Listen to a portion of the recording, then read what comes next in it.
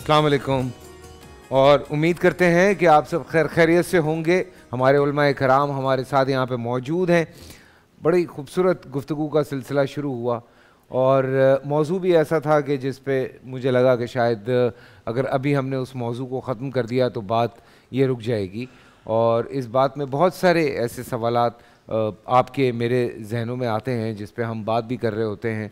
कई दफ़ा बहस मुबाहिसा भी होता है, कई दफ़ा लड़ाइयाँ भी हो जाती हैं और इसी तरह के कुछ सवालात हैं जिनकी इब्तिदा हम फिर करेंगे। बिद्दत और फजूल रसूमात पे बात हो रही थी। बिद्दत पे बड़ी तफसील से हमें बात समझाई गई और आई होप कि आपने देखा होगा, नहीं देखा है तो यूट्यूब पे देखिएगा। बात थोड़ी सी आगे बढ़ी थी, कुछ रसूमात हैं और कुछ फजूल रसूमात हैं जिनकी तरफ हम आगे बढ़ते हैं। हम जब भी यहाँ बैठते हैं कोशिश ये करते हैं कि कुछ ना कुछ ऐसा सीखें या ऐसा पढ़ें कि जिसके बाद हमारे लिए बेहतरी हो।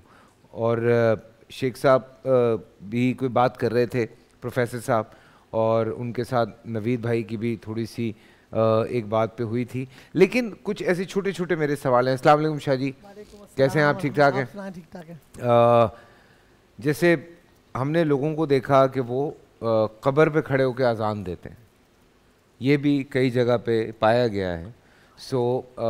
मुफ्ती अबू मोहम्मद साहब, आपसे शुरू करते हैं। बात बीच में रह गई थी, प्रोफेसर साहब की भी बात थोड़ी सी बीच में रह गई थी और अमीन भाई की भी। जी, ये मुफ्ती साहब से सवाल कर ले मेरा। ये मुफ्ती साहब से करें। जी, मैं करूँगा तो फिर एंटी हो जाएगा। रसूलुल्लाह, बुनियादी तौर पर शहीदी साहब ने शाम के सेगमेंट में बुनियादी चीज़ें बयान की थी। जी बिल्कुल। वो ये थी कि जो भी हम दीन के अंदर, शरीयत के अंदर काम करते हैं उसकी हैसियत है, फ़र्ज़ है, वाजिब है, सुन्नत है, मुस्तहब है, क्या है। फिर उस हवाले से दलाइल का तयन किया जाता है कि अगर कोई बंदा इसको फ़र्ज़ कह रहा है तो क्या ये फ़र्ज़ है, क्या ऐसे दलाइल हैं जिनसे फ़र्जियत साबित होती है, बिल्कुल। या ये बंदा इसको वाजिब कह रहा है तो क्या वजूब के दलाइल हैं। अगर दावा कोई कर रहा है कि ये रसूलुल्लाह सल्लल्लाहु अलैहि वसल्लम की सुन्नत है तो क्या हदीस में कहीं इसका जिक्र मौजूद है या ये तरीका मौजूद है। ठीक है। और अगर कोई दावा न फ़र्ज़ का कर रहा है किसी चीज़ का, न वाजिब का कर रहा है, न सुन्नत का, बल्कि वो कर रहा है मुस्तहब का, एक अच्छा अमल है। अब अच्छे अमल को साबित करने के लिए आप कहें जी कुरान से बयान करें, हदीस से बताएं, या कर्नुन मशहूदुन ला बिल खैर से बताएं, तो ये टेक्निकली ये क्वेश्चन गलत है। इसलिए कि मुस्तहब को जो हम मुस्तहब कहते हैं तो है क्या, मुस्तहब उस चीज़ को कहते हैं कि जो आमतुन नास उलमा, तबका उलमा जिस चीज़ को अच्छा समझे। ठीक है।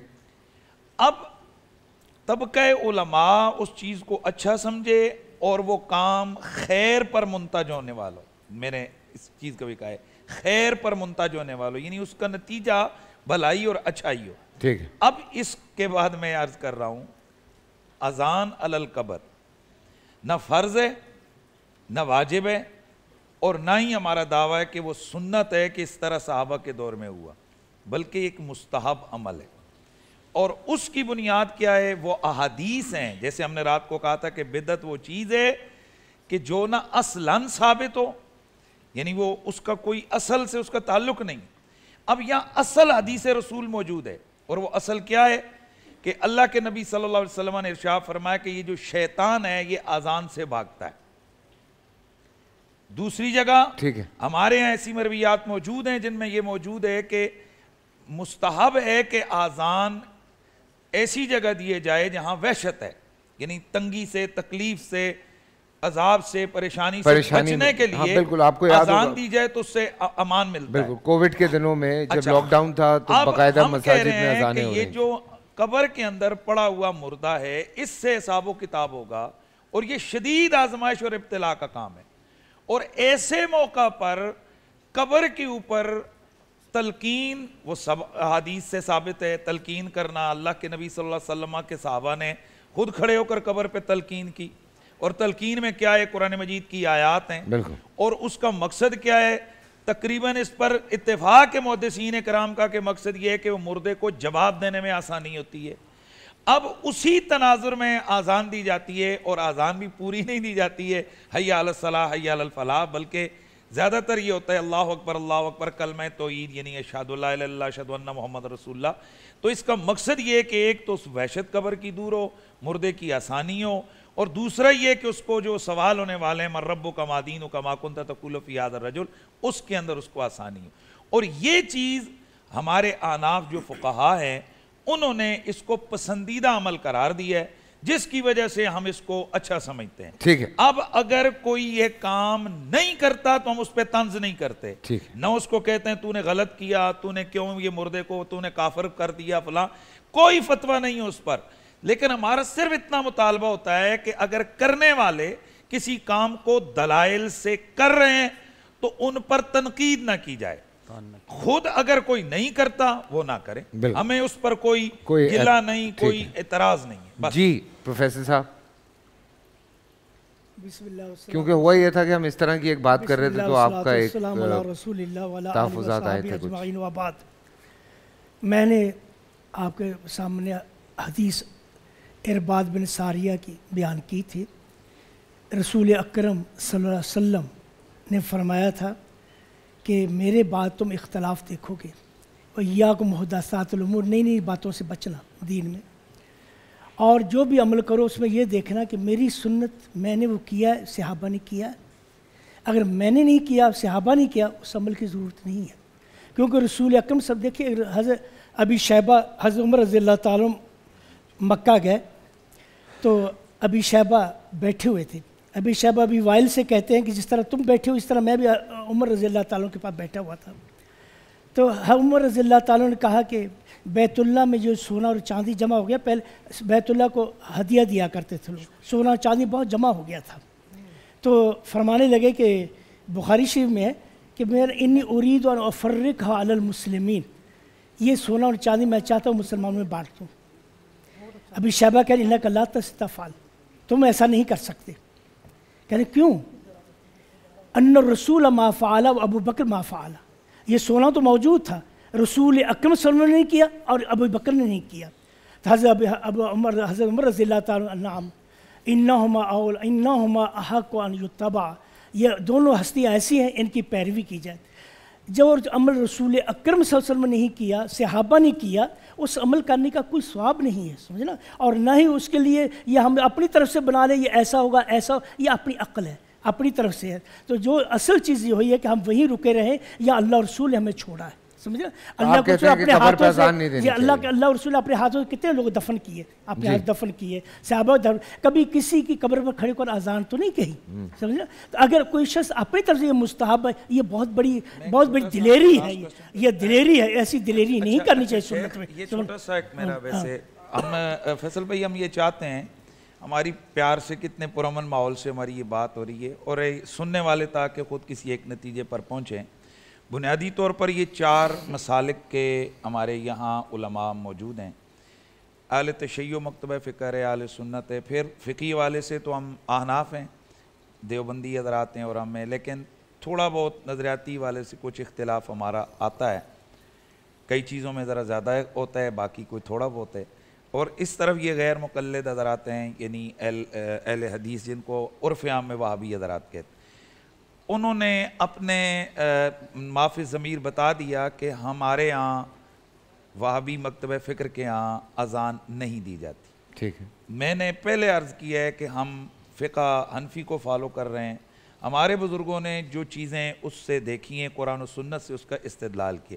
میں صرف شیخ سے ایک چھوٹا سا اپنی معلومات کے لیے سوال پوچھ رہا ہوں کہ کیا شیخ آپ کے ہاں یہ جو تحفظ ناموس رسالت کے جلسے جلوس ریلیاں ہوتے ہیں، سیرت النبی کے جلسے جلوس کانفرنسیں، یہ ہونی چاہیے، درست ہیں یا نہیں؟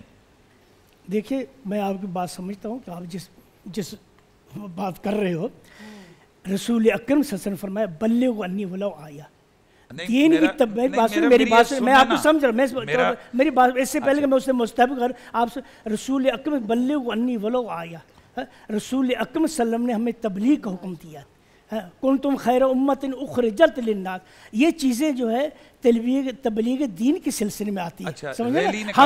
ریلی نکالنا ناموس رسالت کی، ناموس رسالت کی ریلی نکالنا، کسی کافر نے دشمن نے ہمارے نبی کی توہین کی، دیکھیے یا صحابہ کرام کی توہین ہوئی، یہ دین کی نصرت کے لیے. اچھا، یہ دین کی نصرت کیا کے لیے رسول اللہ کے صحابہ یا رسول اللہ صلی اللہ علیہ وسلم سے بڑھ کر آپ دین کے منصور ناصر ہیں؟ دیکھیے انہوں صحابہ نے کے دور میں گستاخیاں ہوئیں، دین کے خلاف معاملات ہوئے، انہوں نے ریلیاں نکالیں. دیکھیے اس سلسلے میں ریلیاں نکالنا یہ کوئی دین، یہ تو نصرت دین کے لیے. ہمارا سوال کا جواب، میں پوچھتا ہوں ہمارے قبر پر سوال اذان کا دینا جواب سننے دین کی کون سی نصرت ہے؟ اچھا، میری عرض یہ ہے، ہمارے سوال کا جواب سننے والوں کے سامنے آ گیا کہ بھائی بہت سارے کام وہ ہیں کہ جو آپ لوگ کر رہے ہیں. ناموس رسالت کی ریلیاں آپ لوگ نکال رہے ہیں، ختم قرآن کے جلسے کر رہے ہیں. رسول خدا کے دور میں کتنے رمضان شریف آئے؟ صحابہ کرام حضرت عمر کے دور میں کتنی دفعہ تراویح پڑھی گئیں؟ کب ہوئے جلسے ختم قرآن کے؟ کب ہوئے؟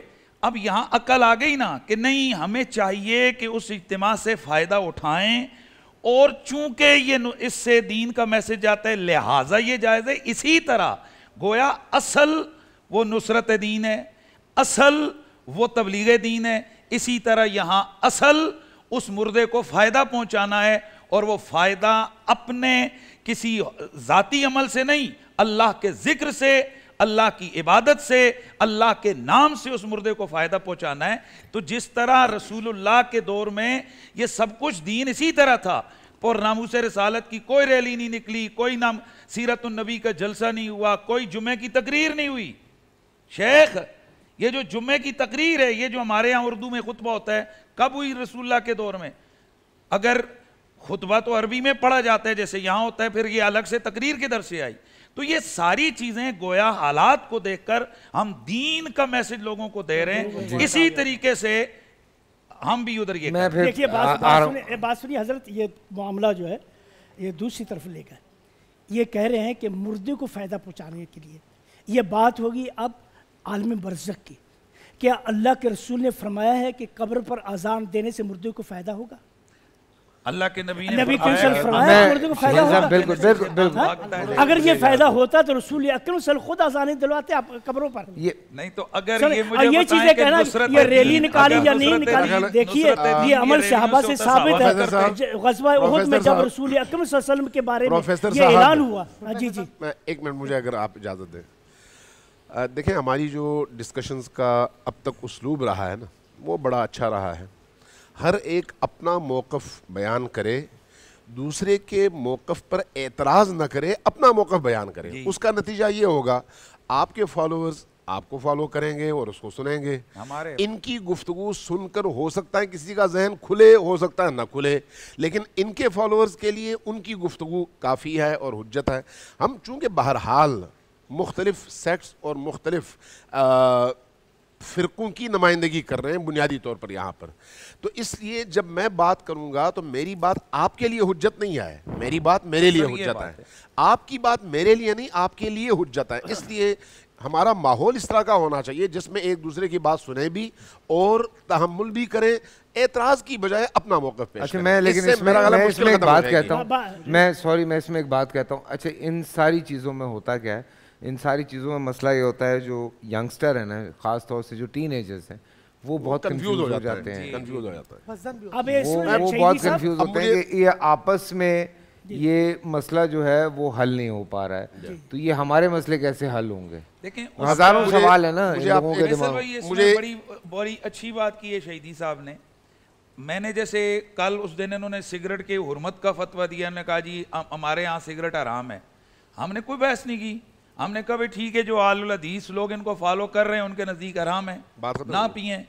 اسی طرح اگر آپ اذان نہیں دیتے ہیں، آپ کوئی ختم درود نہیں کرتے ہیں، آپ نہ کریں. آپ کہتے ہیں بھائی ہم وابی لوگ ہیں، ہم یہ کام نہیں کرتے ہیں، ہمارے نزدیک جائز نہیں. بات ختم ہو گئی. فیصل بھائی آگے بڑھاتے ہیں، میں اس کو آگے بڑھاتا ہوں. دیکھیں ہمارا اذان سے بات آگے بڑھ رہی ہے، اگلا جو میں اسی کو آگے بڑھاتا ہوں. دیکھیے چند چیزیں قابل غور ہیں. بعض موضوعات ایسے ہیں جو ہمارے بر صغیر پاک و ہند میں بڑے ہاٹ ایشوز ہیں. باقی دنیا میں مسلمان ہی رہتے ہیں لیکن وہاں پر ہاٹ ایشو نہیں ہے. اس کی وجہ دین نہیں ہے، ہمارے علاقائی کلچر اور ہمارے مزاج ہیں. بالکل ٹھیک ہے, اس مزاج کو اگر معتدل رکھا جائے تو میرا خیال ہے مشکل پیدا نہیں ہوتی. اگر اس میں شدت پسندی اختیار کی جائے تو پھر مشکل کھڑی ہو جاتی ہے. میں مثال کے طور پر کہتا ہوں آپ کو, میرے بڑے اچھے دوست ہیں, میں نام نہیں لوں گا, پاکستان کی چوٹی کی شخصیت ہے, چوٹی کی شخصیت, ان کی زوجہ کا انتقال ہو گیا. تو ان کے داماد نے مجھے فون کیا, تو میں نے کہا بھائی میں دوستوں کے ساتھ آتا ہوں دعا کے لیے, فاتحے کے لیے. تو ٹائم طے پا گیا. رات ان کا فون آیا, کہا کہ جب آپ کل آئیں تو بس ایک آپ سے ریکویسٹ ہے. میں نے کہا وہ کیا؟ کہا آپ نے فاتحہ نہیں پڑھنی. میں نے کہا خیریت ہے, کیوں؟ کہا کہ وہ ہمارے ہاں فاتحہ پڑھنے کو جائز نہیں سمجھا جاتا. تو میں نے کہا پھر میں آ کے وہاں پر کروں گا تو کیا کروں؟ چونکہ بھائی آپ جب کسی جگہ تسلیت کے لیے جاتے ہیں تو آپ کو کچھ تو اس کا اظہار کرنا چاہیے. کہا آپ 2-4 جملے کہہ دیں کہ میں افسوس ہے, یہ ہے وہ ہے. میں نے کہا ٹھیک ہے, آپ کا احترام ہے, یہی کرتے ہیں. ہم نے یہی کیا. لیکن یہ ہمارے ہاں یعنی ایک انتہا ہے نا یہ بھی. دوسری طرف پھر وہ انتہا ہیں جس میں دین کی دھجیاں اڑا کر آپ ایسی ایسی رسومات کو دین کا حصہ بنا دیتے ہیں جن کا دین سے دور تک کوئی تعلق نہیں ہوتا. بات اصل میں یہ ہے کہ آپ نے نیکی کے راستے پر چلنا ہے. بعض اعمال ایسے ہیں جو رسول کریم نے انجام نہیں دیے لیکن منع بھی نہیں کیا, دروازہ کھلا رکھا ہے. مثلا آج آپ حج پر جانا چاہتے ہیں, اس زمانے میں رسول کریم نے خود پیدل سفر بھی کیا ہے, سواری پہ بھی کیا ہے. سواری کون سی تھی؟ یا اونٹ یا گھوڑا یا خچر. آج ظاہر ہے وہ دور نہیں ہے. اب آپ اگر پیدل جانا چاہیں تو سنت رسول کہہ کر آپ جا سکتے ہیں, لیکن آپ یہ کام نہیں کرتے چونکہ آج کے تقاضے بدل چکے ہیں. اور اب جب آپ گھوڑے پر جانا چاہیں وہ بھی آپ کے لیے ممکن نہیں ہے. آپ نے جہاز کا رخ کرنا ہے. اب اگر کوئی کہے جہاز بدعت ہے, جیسے بعض زمانوں میں اس طرح کی باتیں بھی ہوتی رہیں, تو وہ ٹی وی کے بارے میں ہوتی رہی ہیں. اس کا مطلب یہ ہے ریڈیو کو حرام دیا گیا, اس کا مطلب یہ ہے کہ دیکھیں توڑے گئے, ٹی وی توڑے گئے, آگ لگائی گئی ان گھروں کو. ٹی وی توڑ اس کا نتیجہ کیا ہے؟ اس کا نتیجہ کیا ہے؟ نتیجہ یہ ہے کہ آپ اسلام کو ایک ایسا دین ثابت کریں جس کا تعلق 1400 سال پہلے سے تو ہے لیکن قیامت تک آنے والے مسلمانوں کے تقاضوں کو وہ دین پورا نہیں کرتا. دین میں کچھ جو ہیں ایسی چیزیں ہیں جن میں کوئی تبدیلی نہیں ہو سکتی. مجھے تو نہیں لگتا, میں نے تو جو پڑھا ہے مجھے تو کبھی کبھی ایسا لگتا ہے جو سمجھ آ رہا ہوتا ہے کہ یہ تو ابھی کی بات ہو رہی ہے, یہ تو جس دور میں میں موجود ہوں یہ تو اس کی بات ہو رہی ہے. جب میں پڑھ رہا ہوتا ہوں اوبویسلی کچھ ریفرنسز آپ جب اس کے ساتھ قرآن پاک کی آیت کے ساتھ جب آپ جوڑنا شروع کرتے ہیں تو آپ کہتے ہیں یہ تو ابھی کی بات ہو رہی ہے. یہ تو ایسا لگتا ہے کہ یہ ہمارے معاملات چل رہے ہیں. چونکہ اسلام ہے نا, خدا کا دین ہے نا, خدا کا دین ہے, خدا کے بندوں کے لیے ہے. جب تک خدا ہے اس کے بندے بھی ہیں, وہ دین ان لوگوں کی ضرورتوں کو اس دن کے مطابق پورا کرے تو تب اللہ کا دین ہے, ورنہ کیسا ہے. اب آپ سمپلی اس کو لیں کہ ہمارے بہت سارے احکام ایسے ہیں جن میں کوئی تبدیلی نہیں ہو سکتی. نماز کی رکعتوں میں تبدیلی نہیں ہوگی, حج کے ارکان میں تبدیلی نہیں ہوگی, لیکن کچھ اعمال ایسے ہیں جو زمانے کے گزرنے کے ساتھ ساتھ تقاضے بدل جاتے ہیں. جہاں پر تقاضے بدلتے ہیں وہاں پر دین کے انہی اصولوں کو سامنے رکھتے ہوئے ان جدید تقاضوں کے مطابق آپ دین ہی سے حل نکالتے ہیں. مجھے ایک سمپل سی آپ کے ایک بڑی بات یاد آئی ہمارے ایک جاننے والوں کی, لیکن میں بریک سے واپس آتا ہوں, یہیں سے کنٹینیو کرتے ہیں کہیں مت جائیے.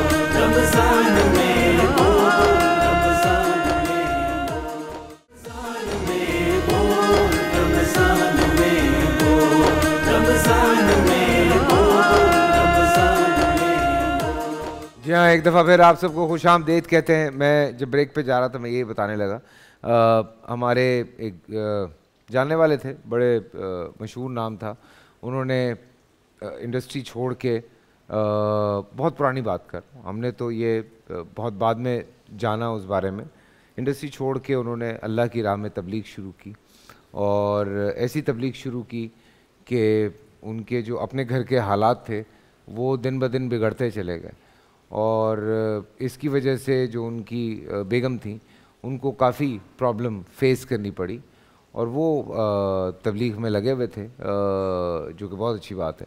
لیکن پھر انہی کے امیر نے انہیں سمجھایا کہ بھیا یہ جو حقوق العباد ہے یہ بہت ضروری ہے, اور کیونکہ پھر جو آنٹی تھیں انہوں نے شکایت جب کی کہ بھئی یہ والا مسئلہ ہوا ہے, تو ٹھیک ہے اللہ کی محبت میں ہم جتنا بھی جائیں وہ کم ہے، لیکن ساتھ ساتھ حقوق العباد بھی ہیں. مفتی ابو محمد صاحب یہاں پہ موجود ہیں. یہ بات چلی کہ اذان دی جاتی ہے قبر پہ کھڑے ہو کے، اور اس طرح کے ہمارے سوالات آئے تھے. افطار میں بھی بات نہیں ہو پائی تھی آپ سے اس بارے میں. ایک اور چیز جو سامنے آتی ہے، یہ میں نے بڑی بحث سنی ہے آپس میں بھی، کہ نہیں ہم نیاز و نظر کی یہ مٹھائی نہیں کھاتے، یا ہم میلاد کا کھانا نہیں کھاتے. اس حوالے سے بھی تھوڑا سا اس کے بارے میں بھی ضرور بتائیے گا کہ کن فقوں میں ہے اور کن فقوں میں نہیں ہے. پلیز یہ ڈسکس کیجیے. الرحمن الرحیم. میرے خیال میں یہ جتنی بحث مباحثہ ابھی ہوا مفتی صاحب کے درمیان اور پروفیسر صاحب کے درمیان، اس کو وائنڈ اپ کر کے آگے جانا چاہیے. بالکل اس سے اگلی سوچ ہونی چاہیے. بالکل. اسلام کے جو بنیادی چیزیں ہیں، مثال کے طور پہ ہمارا توحید پہ ہم جتنے بیٹھے ہیں یہاں پہ، کوئی کمپرومائز کر سکتا ہے؟ نہیں کر سکتا. کوئی نہیں کر سکتا. ناموس رسالت پہ ہمارا کوئی کمپرومائز ہو سکتا ہے؟ نہیں ہو سکتا. ناموس صحابہ اکرام، ناموس اہل بیت پہ ہو سکتا ہے؟ نہیں ہو سکتا. جنت جہنم کی ایمانیات جو ہماری ہیں اس پر کوئی کمپرومائز ہو سکتا ہے؟ نہیں ہو سکتا. مفتی صاحب نے بات کرتے ہوئے دوران ایک بات کہی. ہمیں تو پہلی بات یہ ہے کہ کسی کی بات غور سے سننی چاہیے، اور دوسری بات یہ ہے کہ کوئی بھی کسی کو اپنا مسلک یا اپنی بات محبت سے سمجھا سکتا ہے، بتا سکتا ہے، کسی پر لاگو نہیں کر سکتا. مفتی صاحب نے اپنا مسلک بیان کیا، پروفیسر صاحب نے اپنا مسلک بیان کیا. اب اس کا مطلب یہ نہیں ہے کہ آپ غلط ہیں میں ٹھیک ہوں، یا وہ غلط ہے میں ٹھیک ہوں، ایسا نہیں ہے. اب یہاں ہر بندے نے اپنے مسلک کی ترجمانی کرنی ہے. اس کا بہترین طریقہ کار یہ ہے کہ آپ خوش اسلوبی کے ساتھ بہترین انداز سے اپنی بات بیان کریں جو آپ کے پاس دلائل ہیں. مفتی حنیف قریشی صاحب نے دوران گفتگو ایک بات کہی کہ نہ یہ فرض ہے، نہ یہ واجب ہے، نہ یہ سنت ہے. وہ اپنی دلائل کی روشنی میں اسے مستحب سمجھ کر کہتے ہیں. اب پروفیسر صاحب کے کیا دلائل ہیں وہ بتا سکتے ہیں. ہمارے ہاں اس پر احتیاط ہے. احتیاط کس بات کی ہے کہ جس کام کو آپ مستحب سمجھ کے کرتے ہیں، وہ لوگ جو فرض نماز بھی ادا نہیں کر رہے ہوتے وہ اسے ضروری سمجھ کر اپنی رسم کا حصہ بناتے ہیں. تو یہاں یہ بات وائنڈ اپ ہو گئی کہ ہم اپنی بات کو بڑے پیار محبت سے بیان ضرور کریں، لیکن کسی پر لاگو نہ کریں. اس سے بحث مباحثے کا فائدہ نہیں. جو احمد جا رہا ہے، تصویر جا رہی ہے، وہ ٹھیک نہیں ہے. دوسری بات، اگلی بات میں یہاں یہ کرنا چاہتا ہوں، جو سوال آپ نے کیا، آقا دو عالم صلی اللہ علیہ وسلم کے پاس ایک وفد آیا. اس وفد نے آ کر کہا یا رسول اللہ اجتماعی طور پر ہمیں کوئی وصیت فرما دیجئے. آپ صلی اللہ علیہ وسلم نے جو وصیت فرمائی وہ ایک جملہ تھا، مگر وہ ایک جملہ اس پورے معاشرے کو سدھارنے کے لیے، اس پورے معاشرے کو ٹھیک کرنے کے لیے کافی ہے. آپ صلی اللہ علیہ وآلہ وسلم نے کیا فرمایا؟ فرمایا لوگوں کے لیے آسانیاں پیدا کرو. وفد کے جو لیڈر تھے، بڑے تھے، انہوں نے پھر کہا یا رسول اللہ کوئی وصیت کیجئے. آپ نے پھر فرمایا لوگوں کے لیے آسانیاں پیدا کرو. تیسری مرتبہ پھر یہی بات ہوئی. آپ صلی اللہ علیہ وسلم نے پھر وہی جواب دیا. پتہ یہ چلا کہ دنیا کے اندر ایک سب سے بڑی عبادت یہ بھی ہے کہ آپ لوگوں کے لیے آسانیاں پیدا کریں.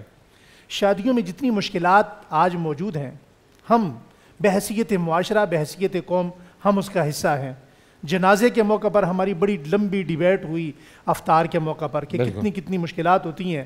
کوہستان کے علاقے میں جہاں لوگ کہتے ہیں ہم خالصتاً 100% دیندار لوگ ہیں، وہاں جتنے داماد ہوتے ہیں ہر داماد کو نماز جنازہ کے موقع پر لا کر ایک ایک بھینس ذبح کرنی ہوتی ہے.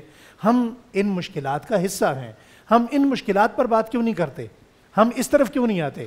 دیکھیں آج آرام کی تمام علائش، تمام ضروریات میرے گھر میں موجود ہیں، لیکن فیصل قریشی صاحب آپ اس بات سے اتفاق کریں گے، یہ پینل اتفاق کرے گا کہ پیسہ ہونے کے باوجود، بینک بیلنس ہونے کے باوجود، اچھی گاڑی، اچھا بنگلہ، یہ اچھی ضروریات زندگی کی چیزیں ہونے کے باوجود ہماری زندگی میں وہ سکون نہیں ہے جو ہمارے بڑوں، ہمارے اکابرین کی زندگی میں سکون تھا. کیوں؟ ہم نے سکون ان چیزوں میں تلاش کرنا شروع کیا ہے. سکون کا تعلق زمین کی آرائش سے نہیں ہے، سکون کا تعلق اللہ تعالیٰ کی ذات سے ہے. سکون کبھی بھی لینے سے نہیں آتا، سکون دینے سے آتا ہے. سکون کبھی بھی کھانے سے نہیں آتا، سکون کھلانے سے آتا ہے. سکون کبھی بھی پہننے سے نہیں آتا، سکون پہنانے سے آتا ہے. تجربہ کر کے دیکھ لیجئے، آپ اپنے بچے کو ڈاکٹر کے پاس لے جائیں، آپ کو اتنا سکون نہیں آئے گا کیونکہ آپ کا فرض ہے. آپ کسی پڑوسی کے غریب بچے کو اپنی گاڑی پہ بٹھا کر لے جائیں، اسے انجیکشن لگوائیں، اسے دوائی دلوائیں، اس کے سر پہ پیاز سے ہاتھ پھیریں، آپ کو رات کو اتنی سکون کی نیند آئے گی کہ آپ تصور نہیں کر سکتے. میرے ایک دوست نے آخری بات کر کے بات ختم کرتا ہوں. مجھے رات کے 2 بجے، میرے شہر کے نام لینا مناسب نہیں، شہر کے ایک بڑے کروڑپتی نہیں ارب پتی دوست ہیں ہمارے, فیکٹری آنر ہے, ان کے پاس جو لیبر ہے وہ 23,000 سے زیادہ ہے. ان کا فون آیا, کہنے لگے جناب نیند نہیں آ رہی, کچھ پڑھنے کے لیے بتا دیں. اب محمد علی شاہ صاحب تھے نہیں کہ ہم ان سے وظیفہ پوچھتے, تو میں نے کہا جناب آپ صبح مجھے بلا لیں اپنی فیکٹری میں, ہم آپ کو وظیفہ بتا دیتے ہیں. کہتے ہیں ابھی بتا دیں. میں نے کہا جی ایک چھوٹا سا وظیفہ ہے, اگر آپ عمل کریں گے ہے مشکل, مگر عمل کریں گے تو آپ کو نیند ضرور آئے گی روزانہ. کہنے لگے کیا ہے؟ میں نے کہا جناب آپ جس طرح کا روزانہ روب داب جھاڑتے ہیں نا اپنے ملازمین پر, تو اس سے ہر ملازم بھی واقف ہے اور ہم بھی واقف ہیں. آپ صبح ایسا کریں, صبح جلدی چلے جائیں فیکٹری, اور جتنے آپ کے ملازمین آتے ہیں صرف آپ ان سے کھڑے ہو کر مصافحہ کر لیں, پیار سے ان کا حال احوال پوچھ لیں, ان کی خیریت پوچھ لیں. انہوں نے ایک دن کیا, دوسرے دن کیا, تیسرے دن کیا, چوتھے دن آنے اور بات کر رہا ہوں, وہ بھی سن رہے ہوں گے. ان کی رات کو نیند کھانے کی جو دوائی تھی وہ چھوٹ گئی, اللہ اکبر, خود بہت نیند آ گئی. تو ہم لوگوں کے لیے آسانیاں پیدا کریں, یہ باقاعدہ اس دنیا میں سب سے بڑی عبادت ہے. واہ واہ واہ واہ. جی کاشف السلام علیکم. فیصل بھائی کیا حال ہے؟ بالکل ٹھیک ٹھاک, آپ سنائیں. الحمدللہ. فیصل بھائی ماشاءاللہ, سب سے پہلے تو میں آپ کو خراج تحسین پیش کرتا ہوں کہ آپ اتنی خوبصورت طریقے سے علماء سے جو ڈسکشن آپ کا رہتا ہے, آپ ذات کے مستحق ہیں. اور میرا ایک سوال ہے آپ سے, یہ علماء جتنے یہاں موجود ہیں, کہ رجب کے مہینے میں ہم اکثر اوقات جو ہمارے یہاں نیاز ہوتی ہے کنڈوں کی, کھیر پوری کی جو نیاز ہوتی ہے, تو اکثر لوگ اس میں بھی کہتے ہیں کہ یہ بدعت ہے یا یہ غلط کر رہے ہیں. اور اس کے ساتھ ساتھ ایک اور چیز مجھے یہ بھی کنفرم کرنی تھی کہ ہم آج تک تو کرتے آئے تھے 22 رجب کی, ابھی گزشتہ کچھ سالوں سے میں دیکھ رہا ہوں کہ اکثر کچھ علماء کہتے ہیں کہ 15 رجب ہے وہ نیاز کا دن, کچھ کہتے ہیں کہ وہ 22 رجب ہے. تو اس حوالے سے مجھے تھوڑا سا کنفیوژن تھا, اگر یہ کلیئر ہو جائے تو برائے مہربانی. 2 سوال آئے. بسم اللہ الرحمن الرحیم. گزارش یہ ہے کہ یہ جو نیاز ہوتی ہے, جیسے ہم نے پہلے بات کی 40ویں کا کھانا, نہیں کنڈے کی بات کر رہے تھے, کنڈے کی نیاز میں اس خاص نیاز کی بات بھی کر رہا ہوں. یہ نیاز بنیادی طور پر ہوتی ہے, یہ اس کا نام کوئی بھی رکھ لیں, 11ویں 12ویں. ابھی آپ نے سوال کیا مفتی ابو محمد صاحب سے کہ میلاد کا کھانا یا 11ویں شریف کا کھانا یا 10 محرم کی نیاز ہو گئی یا کنڈوں کی نیاز ہو گئی, اس کا بنیادی جو مقصد ہے وہ ایصال ثواب ہے. یہ ہم اس کو نام دے دیتے ہیں. ظاہر ہے کسی نے کسی کو, اب ہم کہیں گے کہ فیصل قریشی صاحب کو میں نام سے نہ بلاؤں, میں کہوں انسان صاحب میری بات سنیں, تو آپ کہیں گے یار مفتی صاحب کیا کر رہے ہیں آپ نے مجھے شام کو صدر بنایا تو میں صدر ہوں, تو میرا نام آپ لیں, فیصل قریشی صاحب کہیں. گزارش یہ ہے کہ مجھے بھی اندر کروائیں گے یہ لوگ. نہیں, وہ یہاں کا بنایا نا آپ کو, تو میں صرف یہ تھوڑا ماحول کو بہتر کرنے کے لیے بات کی ہے. گزارش صرف یہ کہ یہ چیزوں کے نام ہوتے ہیں, تو جب نام ہوتے ہیں ان کی اصل یہ ہوتی ہے کہ ایصال ثواب. تو جو کنڈوں کی نیاز ہے جو 22 رجب کو ہمارے یہاں کی جاتی تھی, وہ سیدنا حضرت امام جعفر صادق رضی اللہ تعالیٰ عنہ علیہ السلام کی نیاز ہے کہ ان کے نام سے ہم یہ ایصال ثواب کرتے ہیں. اور امام جعفر صادق کون ہیں؟ ہم حنفی لوگ یہ کہتے ہیں کہ ان کا احسان ہے امت پر. سارے مسلمان کہتے ہیں, حضرت سیدنا امام اعظم ابو حنیفہ رحمۃ اللہ تعالیٰ علیہ کہتے ہیں لولا السنتان لعلک النعمان, اگر 2 سال ان کی بارگاہ میں مجھے نہ ملتے تو میں ہلاک ہو جاتا. امام جعفر صادق یہ نبی رحمت صلی اللہ علیہ وآلہ وسلم کی اولاد سے ہیں, مولا علی کی اولاد سے ہیں, سیدہ زہرا کی اولاد سے ہیں. ان کی نیاز, دیگر ائمہ کی نیاز, بزرگوں کی نیاز, 11ویں کی نیاز, یہ تمام تر چیزیں ہم ایصال ثواب سمجھ کر کرتے ہیں. اور کرتے اس لیے ہیں, ہم اپنی اولاد کو بتاتے ہیں فجر کے وقت کنڈوں کی نیاز کر کے وہ مٹی کے برتنوں میں کہ جناب یہ ہم نیاز کر رہے ہیں امام جعفر صادق کی. امام جعفر صادق کون تھے؟ جنہوں نے کبھی ظلم کو قبول نہیں کیا, جنہوں نے کبھی جبر کو برداشت نہیں کیا, مشکل ترین حالات میں آقا کریم صلی اللہ علیہ وآلہ وسلم کے دین کو آگے بڑھایا. جب دین کے پیغام کو پہنچانے پر پابندیاں لگائی گئی, حضرت امام جعفر صادق نے اپنے طریقے سے پیغام دین کو لوگوں تک پہنچانے میں کردار ادا کیا. ہم ان کی عظمت کو بیان کرتے ہیں, ان کے مقام کو بیان کر کے اپنی نسل نو کو یہ بتاتے ہیں کہ ان کے طریقے کو اپنائیں. تو اس میں کوئی کبات کی بات نہیں ہے. ہر آدمی اپنے باپ کا ذکر کرتا ہے, ہم حضور کی اولاد کا ذکر کرتے ہیں, اور وہ 22 رجب کو کریں تو اس میں کوئی حرج نہیں ہے. کسی کے نزدیک 15 ہے تو اس میں بھی حرج کی بات نہیں ہے. جی اس پر ہمارا پوائنٹ بھی لے لیجیے گا. جی بالکل. اور اس میں انہوں نے کہا کہ 22 اور 15 کوئی حرج کی بات کوئی نہیں. حرج کی بات دیکھیں ہم یہ کہتے ہیں کہ کسی کی تحقیق, اس میں سننے والوں سے یہ عرض کر دوں کہ جس طرح آج کے دور میں ہماری ایک ہر چیز کی کیلکولیشن یا ایک ریکارڈ کا ایک سلسلہ ہے, اس طرح بنیادی طور پر نبی پاک صلی اللہ علیہ وسلم کے یوم ولادت کے حوالے سے بھی نا اختلاف روایت موجود ہے. اچھا جی جی, مثلا آل تشیع مکتب کے ہاں جی کیا ہے 17 ربیع الاول ہے, 12 کا تذکرہ بھی ہے لیکن 17 کو ترجیح دی گئی ہے زیادہ روایات. اب ہمارے ہاں تاریخ کی کتابوں میں 2 ربیع الاول بھی ہے, 9 ربیع الاول بھی ہے, 8 ربیع الاول بھی ہے, لیکن امت کا جو معمول ہے جس کو زیادہ امت نے قبول کیا ہے وہ 12 ربیع الاول ہے. اس وجہ سے ہم سارے 12 ربیع الاول کو ایک خصوصی طور پر رسول اللہ سے محبت کا اظہار کرتے ہیں ماشاءاللہ. اسی طرح اصحاب کرام ہوں یا اہل بیت اطہار کی کچھ ہستیاں ہوں, تاریخی حوالے سے ان کے ایام آراس اور ان کے ولادت کے حوالے سے نا بہت سارے اختلافات موجود ہیں. حضرت امام جعفر صادق علیہ السلام کے یوم وصال کے حوالے سے بھی اسی طرح اختلاف روایت موجود ہے. خود حضرت جو خلفائے راشدین ہیں, حضرت سیدنا ابو بکر صدیق, حضرت سیدنا عمر فاروق رضی اللہ تعالیٰ عنہ کے شدید اختلاف ہے کہ ان کا کون سا یوم شہادت ہے, تاریخ کیا ہے. حضرت سیدنا عثمان غنی رضی اللہ تعالیٰ عنہ کے یوم شہادت کے حوالے سے شدید اختلاف ہے, اور زیادہ تر روایات ان کی ہیں کہ یوم تشریق میں ان کی شہادت ہوئی ہے, لیکن ایک شہرت ان کی 18 ذی الحجہ کو ہو گئی ہے, لوگ 18 کو ان کا کر رہے ہیں, یوم شہادت منا رہے ہیں, تو بس ٹھیک ہے. اصل مقصد ہے محبت کا اظہار. تاریخ 9 ہو, 10 ہو, 12 ہو, 18 ہو, 22 ہو, جن کے نزدیک 22 زیادہ مضبوط ہے وہ 22 کو کر رہے ہیں, جن کے نزدیک 15 زیادہ مضبوط ہے وہ 15 کو کر رہے ہیں. مقصد ہے ان کے ایصال ثواب اور امت کو ان کی جو کارنامے ان سے آگاہ کرنا. جی شاہ صاحب بڑے خاموش بیٹھے ہیں. امام جعفر صادق رضی اللہ تعالیٰ عنہ کی, ہاں بالکل مفتی صاحب جی, سیدنا امام جعفر صادق آ گئی ہے. ہاں شاہ صاحب جی تکرم میں 30 سیکنڈ. امام جعفر صادق رحمۃ اللہ علیہ, اللہ آپ کی قبر پر کروڑوں رحمت نازل فرمائے, امت کے کابرین میں سے ہیں, خاندان سادات کے نیر تاباں چشم و چراغ ہیں. علامہ امین شہیدی صاحب بیٹھے ہیں, ان کا اس پر کیا موقف ہوگا وہ خود دیں گے. ٹھیک ہے جی. بریلوی مکتبہ فکر سے مفتی نوید عباسی صاحب نے اور مفتی حنیف قریشی صاحب نے اپنا موقف پیش کر دیا. 22 رجب المرجب کو خال المسلمین حضرت امیر المومنین سیدنا معاویہ بن ابی سفیان رضی اللہ تعالیٰ عنہ کا وفات کا دن ہے ہمارے ہاں. اب آپ یہاں کیا مانتے ہیں مجھے اس بات کا نہیں پتہ, لیکن ہم اس دن جو یہ نیاز دی جاتی ہے, ہمارے ہاں امام جعفر صادق رحمۃ اللہ علیہ کی تاریخ بھی ہمارے اکابرین کے ہاں یہ نہیں ہے. حضرت امیر المومنین رضی اللہ تعالیٰ عنہ کی وفات کے دن یہ جو لفظ کنڈے ہے نا, کنڈے, اگر یہ عبادت اس ہوتی تو اس کا لفظ کنڈوں کی بجائے کچھ اور ہوتا, عربی میں ہوتا. عربی میں کنڈے لفظ ہے ہی نہیں.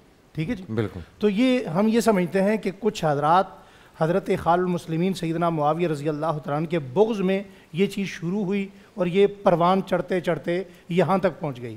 ہمارا یہ موقف نہیں ہے, ہم بالکل نہیں دیتے اپنا یہ کنڈوں کے بالکل حامی نہیں ہے.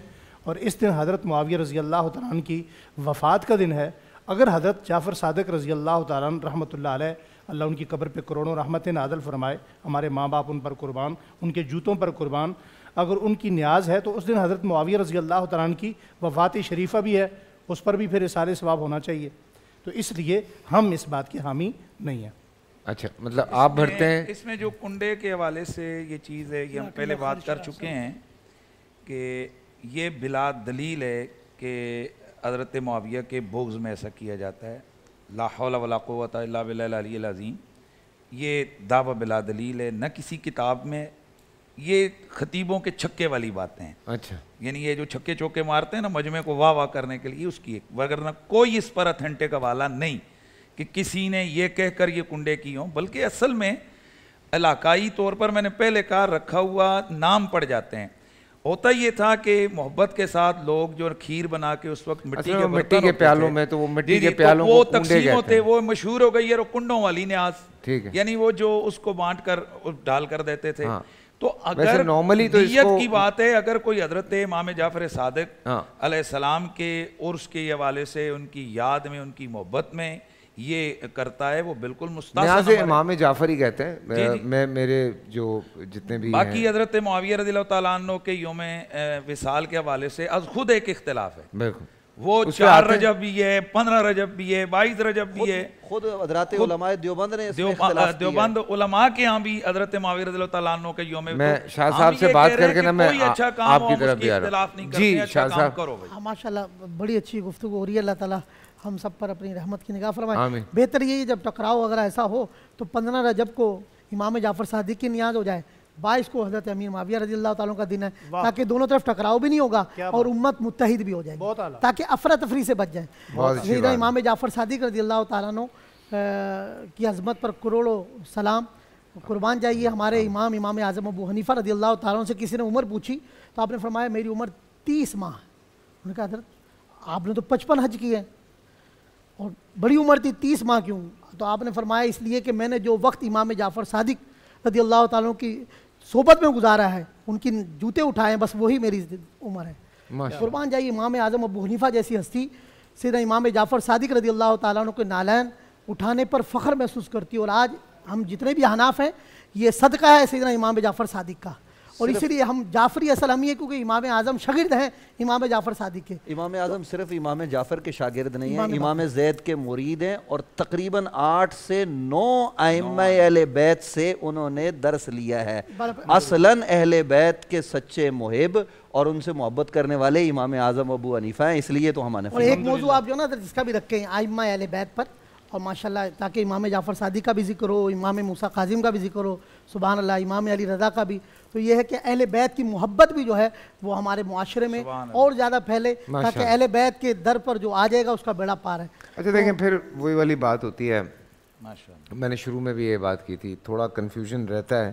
یہ حضرت کچھ کہنا چاہ رہے ہیں. میں ہاں بالکل, وہ کنفیوژن رہتا ہے, لیکن آپ اوبیسلی جس فیملی میں آپ پڑھے بلے ہوتے ہیں, آپ اس لیے کہا جاتا ہے کہ آپ پڑھیں جتنا پڑھیں. یہ جو علماء کرام یہاں بیٹھے ہوئے ہیں, آپ اسلامک ہسٹری کے حوالے سے جب ان سے بات کر رہے ہوتے ہیں یا کوئی بھی بات کرتے ہیں تو الحمدللہ پوری ہسٹری موجود ہیں, اور یہ آپ کو سارے ریفرنسز بھی بتا دیتے ہیں. بات صرف یہ ہوتی ہے کہ صرف کسی کتاب میں کہیں پہ کچھ موجود ہے, جو ریفرنسز کی کتاب ہے اس میں کسی میں کچھ موجود ہے, کس میں کچھ موجود ہے. سو کنفیوز مت ہوا کریں. یہ باتیں کرنا آپس میں بیٹھ کے کہ جی ہم کنفیوز ہو جاتے ہیں, اہل تشیع تو ایسی بات کرتے ہیں اور حنفی ایسی بات کرتے ہیں اور الحدیث والے یہ بات کرتے ہیں اور دیوبند یہ بات کرتے ہیں, تو یہ والی باتیں کرنے کی بجائے آرام سے دیکھیں, اس چیز کو سمجھیں کہ ایک کتاب آپ نے پڑھی, اوبیسلی جب آپ اس کو فالو کریں گے تو آپ کہیں گے کہ ہاں یہ سب صحیح ہے. پھر آپ ادھر بات سنیں گے, کہیں گے یار یہ تو کنفیوژن ہو رہا ہے, تو پھر آپ ان کی کتاب بھی پڑھ لیں, ان کی بھی پڑھ لیں, تو آپ کے لیے ریفرنسز نکالنا آسان ہو جائے گا. اور اوبیسلی آپ کو آپ کے پیرنٹس نے بتایا ہوگا کہ آپ کا تعلق کس مسلک سے ہے, تو اگر آپ کو لگتا ہے کہ آپ صحیح ہیں تو بالکل آپ فالو کریں. کالر ہیں جی, السلام علیکم. وعلیکم السلام. عبدالرحمان صاحب. فیصل بھائی میرے 2 سوال ہے علماء کرام سے. یار ایک ہی پوچھ لو بھائی, 2 پہ تو بہت ٹائم نکل جاتا ہے. مختصر سے سوال ہے, اگر جواب مل جائے بڑی رہنمائی ہوتی ہے آپ کے پروگرام سے.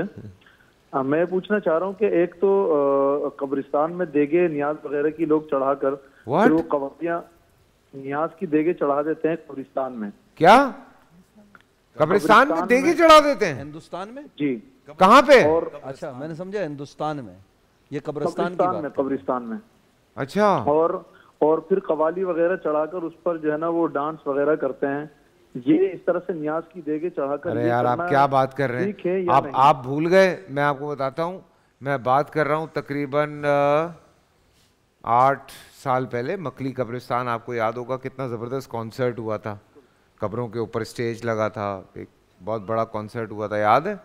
جی یاد ہے آپ کو؟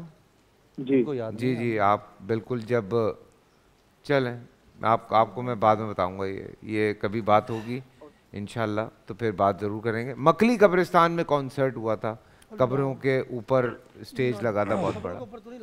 کہ آپ لوگوں کو نہیں یاد؟ قبر پہ پاؤں رکھنا, یہ تو مسئلہ ہم لوگ بھول جاتے ہیں, بہت جلدی بھول جاتے ہیں ہم لوگ. فیصل قریشی صاحب. جی سوری سر, میں آ رہا ہوں اسی طرف. 2 سوال آئے ان کے. قبرستان میں دیگیں پکانا, قوالی کرنا, پھر قوالی میں جھومنا.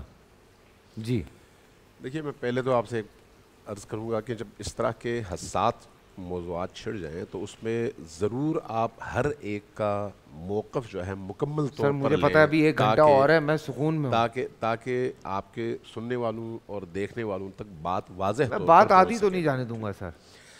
جہاں تک یہ کنڈے کا موضوع ہے یہ اب حساس کر دیا گیا ہے یا بنا دیا گیا ہے پاکستان کے اندر، ورنہ تاریخی اعتبار سے اگر آپ دیکھیں تو برصغیر میں اس پر اس طرح کا کوئی جھگڑا نہیں تھا. یہ جھگڑے شروع ہوئے گزشتہ 20-25 سالوں میں 30 سالوں میں. پہلی بات اس چیز کو ہمیں پیش نظر رکھنا چاہیے. میں سمجھ گیا کہاں سے شروع ہوئے. ہاں دوسری بات یہ ہے کہ یہاں پر جو مسالک کے اختلافات پیش آتے ہیں نا تو مولوی صاحبان کا پیٹ تب بھرتا ہے اور لوگ ان کی طرف تب آتے ہیں جب وہ دوسروں کو نشانہ بنائیں، اور اس کے نتیجے میں جب اختلاف زیادہ ہوگا تو ہر مسلک کے لوگ اپنے مولوی کے پاس جائیں گے. اس کا نتیجہ مولوی کی دکان کا زیادہ سے زیادہ گرم ہونا اور آباد ہونا، اور یہ ان موضوعات میں سے ہے. یہ آپ بات کر سکتے ہیں. یہ دفعہ میں نے بات کی میرے پیچھے عوام پڑھ رہی تھی. یہ دیکھیں اس میں بغیر کسی مسلک کے امتیاز کے میں بات کر رہا ہوں. ٹھیک ہے، اس میں کوئی فرق نہیں ہے، تمام مسالک میں اس طرح کے لوگ موجود ہیں. مشکل ہماری یہ ہے کہ ہم بجائے اس کے کہ اللہ کے دین کو فالو کریں اپنی خواہش کو دین بنانے پر تل جاتے ہیں. مشکل یہ ہے، اس لیے ہمیں آنا چاہیے اللہ کے دین کی طرف. اگر کوئی شخص کوئی کام کرتا ہے اور خیر کا کام کرتا ہے تو اس سے پوچھنا چاہیے نا، نہ یہ کہ میں اپنا فتویٰ اس پر لاگو کروں. اس سے پوچھو بھئی آپ کس نیت سے یہ کام کر رہے ہیں. فیصل بھائی صحیح ہے بات. جب میں آپ سے پوچھوں گا آپ بتائیں گے میں اس نیت سے یہ کام کر رہا ہوں تو بات ختم ہو گئی. آپ کی اگر نیت خراب ہے تو آپ کا جو آپ کی سزا ہے وہ اللہ دے گا، اگر نیت درست ہے تو اس کا اجر بھی اللہ دے گا. اصل میں اس طرح کے جو دسترخوان لگتے ہیں، کبھی امام حسن مجتبیٰ علیہ الصلوۃ والسلام کے نام سے، کبھی امام صادق علیہ الصلوۃ والسلام کے نام سے، کبھی بعض اور اولیاء کرام اور صحابہ کرام اور اسی طرح سے ائمہ اہل البیت کے ناموں سے، یہ بنیادی طور پر غریبوں کی دستگیری اور پیٹ بھرنے کا ذریعہ ہے. میں چھوٹی بنیادی طور پر دو باتیں کروں. حرام تو نہیں ہے، مطلب قطعاً حرام نہیں ہے. دیکھیں آپ بتائیے. بالکل جائز ہے، جائز ہے سر. اللہ کے نام پر کوئی بھی چیز آپ کی طرف سے کیا بیان ہے اس پہ؟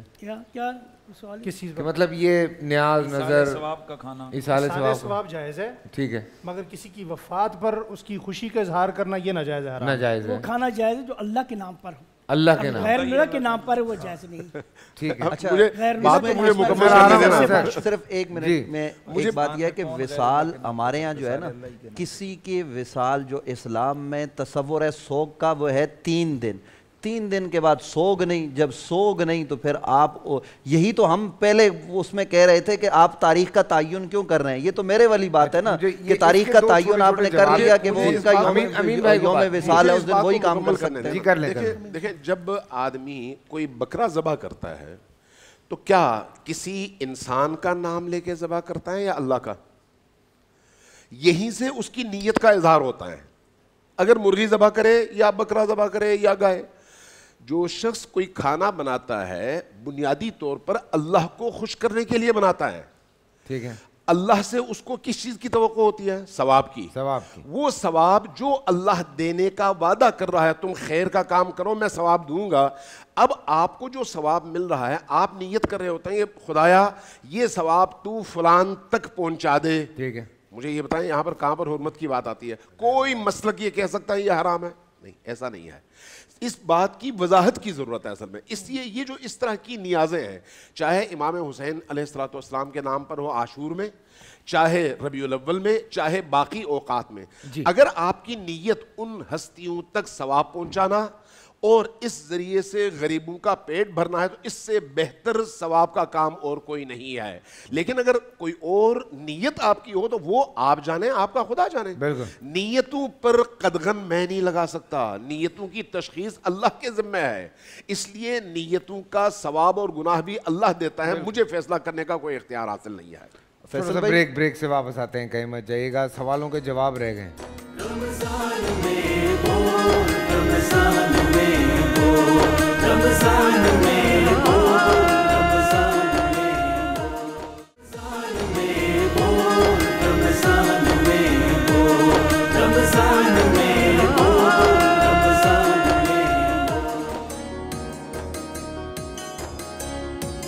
अस्सलाम वालेकुम और एक दफ़ा फिर आप सबको खुश आमदीद कहते हैं। ब्रेक से पहले दो सवालात आए थे, एक कब्रिस्तान में देगें पकाना और दूसरा कवालियाँ करना। जी फैसल भाई, पहली बात तो यह है कि अगर कब्रिस्तान में कब्र के ऊपर आग जलाई जाती है तो ये दुरुस्त नहीं है, लेकिन कब्रिस्तान में जैसे बाज़ कब्रिस्तानों में कराची में हमारे यहाँ कई मज़ारात हैं, मज़ारात पर उन बुज़ुर्गाने दीन का सालाना ख़त्म होता है, उर्स की तकरीब होती है, तो ज़ाहिर है देग वहीं बनेगी। तो वो हमारा तजर्बा भी ये, हमने देखा भी यही है कि वो कब्रिस्तान में कब्रों के ऊपर नहीं बनाई जाती, बाहर जगह होती है, मज़ार से मुत्तसिल जगह होती है, वहाँ अगर उस तकरीब के लिए देग पकाई जाती है, खाना बनाया जाता है, तो खाना कहीं पर भी मुसलमान बना सकते हैं, खाना बनाने की में कोई हर्ज की बात नहीं है और वो खाना खाया जा सकता है। और वो जो जानवर लिया जाता है, वो जैसे मैं आपको अर्ज़ करूँ, लोग कहते हैं ना जी ये वली के नाम पर जानवर है, ये भी बड़ा मसला है आजकल। तो आप जब कुर्बानी करते हैं तो आप 2 बकरे लेके आते हैं, तो आप क्या कहते हैं, मैं पूछूं फैसल भाई ये किसका बकरा, आप कहेंगे कि ये मेरा बकरा है, ये मेरी एहलिया की तरफ से बकरा है। तो क्या वो बकरा आपका और आपकी एहलिया का होगा? नहीं, वो ज़बह आप अल्लाह के नाम पर करते हैं, लेकिन नाम आपका लगाया जाता है, इसमें कोई हर्ज की बात नहीं। दूसरी बात जो आपने की कवाली के हवाले से, तो कवाली देखिए बरे सग़ीर पाको हिंद में हमारे जो हज़रत ख्वाजा ख्वाजगां ख्वाजा मोइनुद्दीन चिश्ती अजमेरी रहमतुल्लाह ताला अलैह तशरीफ़ लाए, तो आपने इसको तबलीग दीन का ज़रिया बनाया और उससे कई गैर मुस्लिम लोग उन्होंने इस्लाम कबूल किया। आज भी कवाली होती है, हम कुल्ली तौर पर जो आजकल कवालियाँ होती हैं उसके जवाज़ की बात नहीं करेंगे, उसमें अजीब व गरीब चीज़ें भी होती हैं, लेकिन जो कवाली लग रहा है इसमें कोई जो कवाली शराइत व ज़वाबित के साथ हो, वो अबू मोहम्मद साहब को क्या लगेगा, वो तो उलमाए देवबंद जो हज़रत मौलाना हाजी इमदादुल्लाह मुहाजिर मक्की अलैहि रहमा उनके मुरीदीन है। तो हाजी इमदादुल्लाह मुहाजिर मक्की ख़ुद जो है वो चिश्ती साबरी थे, और चिश्ती साबरी जो हों उनके यहाँ, चिश्ती निज़ामी जो हों उनके यहाँ ये कवाली बिल्कुल जायज़ है और कवाली की शराइत हैं। आज भी मैंने कल भी जिक्र किया था, आज फिर कहता हूँ, आप गोल्डा शरीफ चले जाएं, इस गए गुजरे दौर में हज़रत ताजदार गोल्डा सैयदना पीर मेहर अली शाह रहमतुल्लाह ताला अलैह के मज़ार पुर अनवार पर कवाली होती है। और बाज़ औक़ात कवाली सुनने वालों में अपने ज़माने के शेखुल हदीस हज़रत पीर सैयद हसीनुद्दीन शाह साहब दामत बरकातुहुल आलिया, अल्लामा शाह हुसैन गर्देज़ी दामत बरकातुहुल आलिया और इस जैसे बड़े पाए के उलमा मौजूद होते हैं। कब्रिस्तान की बात कर रहा हूं, नहीं उस मज़ार पर भी कवाली अगर शराइत के साथ हो तो कोई हर्ज की बात नहीं है, कोई हर्ज की बात नहीं है। असल में ये जो बात कर रहे थे, ये जो कवाली कल्चर आने का शराइत क्या है, इसमें मैं अर्ज करता हूँ हमारे फैसल साहब में कोई शराइत क्या है? जी मैं हम अर्ज कर रहे हैं, कवाली के हवाले से हम बिल्कुल इस तरह ओपन इजाज़त नहीं देते हैं। कवाली की शराइतें, सबसे पहले जो कवाली करने वाला शख्स है वो बादशाह हो, वो जो कलाम कर रहा है, पढ़ रहा है, वो कलाम खालिसतन अल्लाह की तौहीद और रसूलुल्लाह की अमदो उनकी तौसीफ़ और या जो सहाबा किराम और आले बैत की शान में हो, यानी उनके मनाक़िब हों। तीसरे नंबर पे जो साहिब सिलसिला पीर तरीक़त है वो उस पर मौजूद हो और वहाँ तमाम लोग बाशरा बैठे हुए हों और किसी के ऊपर भी कैफियत वजद तवाजुद वाला, वो जिसको कहते हैं ना हंगम दंगन, वो ना हो। ठीक है। और कवाली करने वाला कोई अमरुद यानी अमरुद लड़का ना हो, और इसके अलावा उस कवाली के दौरान किसी किस्म की और ऐसी हरकत ना हो जो शरीयत मुतारक के अंदर ममाने। कब्रिस्तान में जहाँ कहते हैं सुकून की जगह है, शोर नहीं होना चाहिए। जी मैं अर्ज कर रहा हूँ, आज जिसे गाना, कंसर्ट, ड्रामा करना होता है ना, वो नाम कवाली का देकर तो अपनी ये जो तस्कीन है, ख्वाहिशात नफ्स, इसको वो पूरा करता है। ठीक। अब ऐसा भी लूट मार नहीं मची हुई है कि एक आदमी ड्रामा कर रहा हो और उसको नाम दे दे जी कि मैं यहाँ पर जनाब उसका ख़त्म बुखारी कर रहा हूँ, तो हम उसको मान लें, हम हालात देखेंगे। किसी साहिब तरीक़त के मज़ार पुर अनवार पर वहाँ मुकम्मल क़यूद और मुकम्मल एहतियात के साथ, ग़िना के साथ, यानी तरन्नुम के साथ अल्लाह और उसके रसूल की पैगाम को पहुँचाना, ये और चीज़ है। और ये जो आज मैं शराबी ला हौला वला कुव्वत इल्ला बिल्लाह, ये क्या है भाई? ये कवाली है। कोई कहता है खुलाए मैं खाना, पता नहीं ये क्या पढ़ रहे हैं यार, शराब की बात हो रही है और लोगों को पता नहीं आ के मुझे पी, और पढ़ने वाला और कई जगह तो माज़अल्लाह सुम्मा माज़अल्लाह وہ ساتھ ساتھ شرابیں چل رہی ہوتی ہیں, لڑکے لڑکیاں ڈانس کر رہے ہوتے ہیں, تو وہ ہوتا وہ سٹائل ایک مجرے اور جس کو کہتے ہیں نا اس کا کنسرٹ کا ہوتا ہے, اور نام اس کو قوالی دیتے ہیں. اس کی اسلام میں کوئی گنجائش نہیں ہے. اور بالخصوص قبرستانوں کے اندر جس طرح عام آپ کے مجھے پتہ چلا ہے, پیچھے ایک ویڈیو بھی آئی تھی کہ قبرستان کے اندر ایک کنسرٹ کر دیا گیا, اور اس میں ایک آدھ اگر قوالی تم نے اس کی پڑھ بھی لی تو یہ پڑھنا بھی میں کہتا ہوں یہ اس کی بے ادبی ہے کہ یہ بالکل غلط ہے. سوری میں آپ کو یہ بات بتاؤں, یہ والی چیز جو آئی ہے یہ پہلے ہو یہ رہا تھا کہ قبرستان میں ہمارے یہاں کانسرٹس نہیں ڈانس پارٹیز ہو رہی تھیں. یہ میں آپ کو حلفیہ بتا رہا ہوں, ڈانس پارٹیز باقاعدہ ڈی جے وی جے کے ساتھ ڈانس پارٹی شروع ہوئی, تو اس پہ پھر چھاپے واپے پڑے, تو اوبیسلی ینگسٹرز جو ہیں بہت سارے وہ گرفتار بھی ہوئے, اس میں اور بھی لوگ آئے ہوئے تھے, اور یہ کلچر آیا ہمیں. یہ جو ایک گوروں میں ایک رات منائے ہیلووین جو منائی جاتی ہے, یہ وہاں سے وہ چیز آئی تھی. سو ہیلووین میں وہ لوگ تھوڑا اس طرح کی چیزیں کرتے ہیں, تو یہاں پہ وہ ڈانس ہو رہا تھا, ڈانس پارٹیز ہو رہی تھیں, 2-3 دفعہ یہ ہوا ہے, اور اس پہ بڑی مذمت ہوئی تھی اور وہ بند کروائیں. تو اس کے بعد یہ ایک دوسرا راستہ کھل گیا قوالی کا کہ بھائی یہاں تو قوالی ہو رہی ہے. ابو محمد صاحب کافی دیر سے جو آپ کے ایکسپریشن تھے میں نوٹ کر رہا ہوں, چل کیا رہا ہے آپ کے دماغ میں, یہ بتائیے. بسم اللہ الرحمن الرحیم. مفتی صاحب جو ہے نا وہ مستقل یوں تھے. نعتیہ کلام جو ہے اللہ کے حبیب صلی اللہ علیہ وسلم کا, اس کو کتنے ادب سے, کتنا باوضو ہو کر, کس قدر خشوع خضوع کے ساتھ, کس قدر دل کی عقیدتوں کے ساتھ پڑھنا چاہیے, یہ تقریباً سبھی جانتے ہیں. بالکل اسی طرح منقبت ہے, حمدیہ کلام ہے, اللہ جل شانہ کی تعریف ہے. اللہ کے پیارے حبیب صلی اللہ علیہ وسلم کی بہت مبارک حدیث ہے.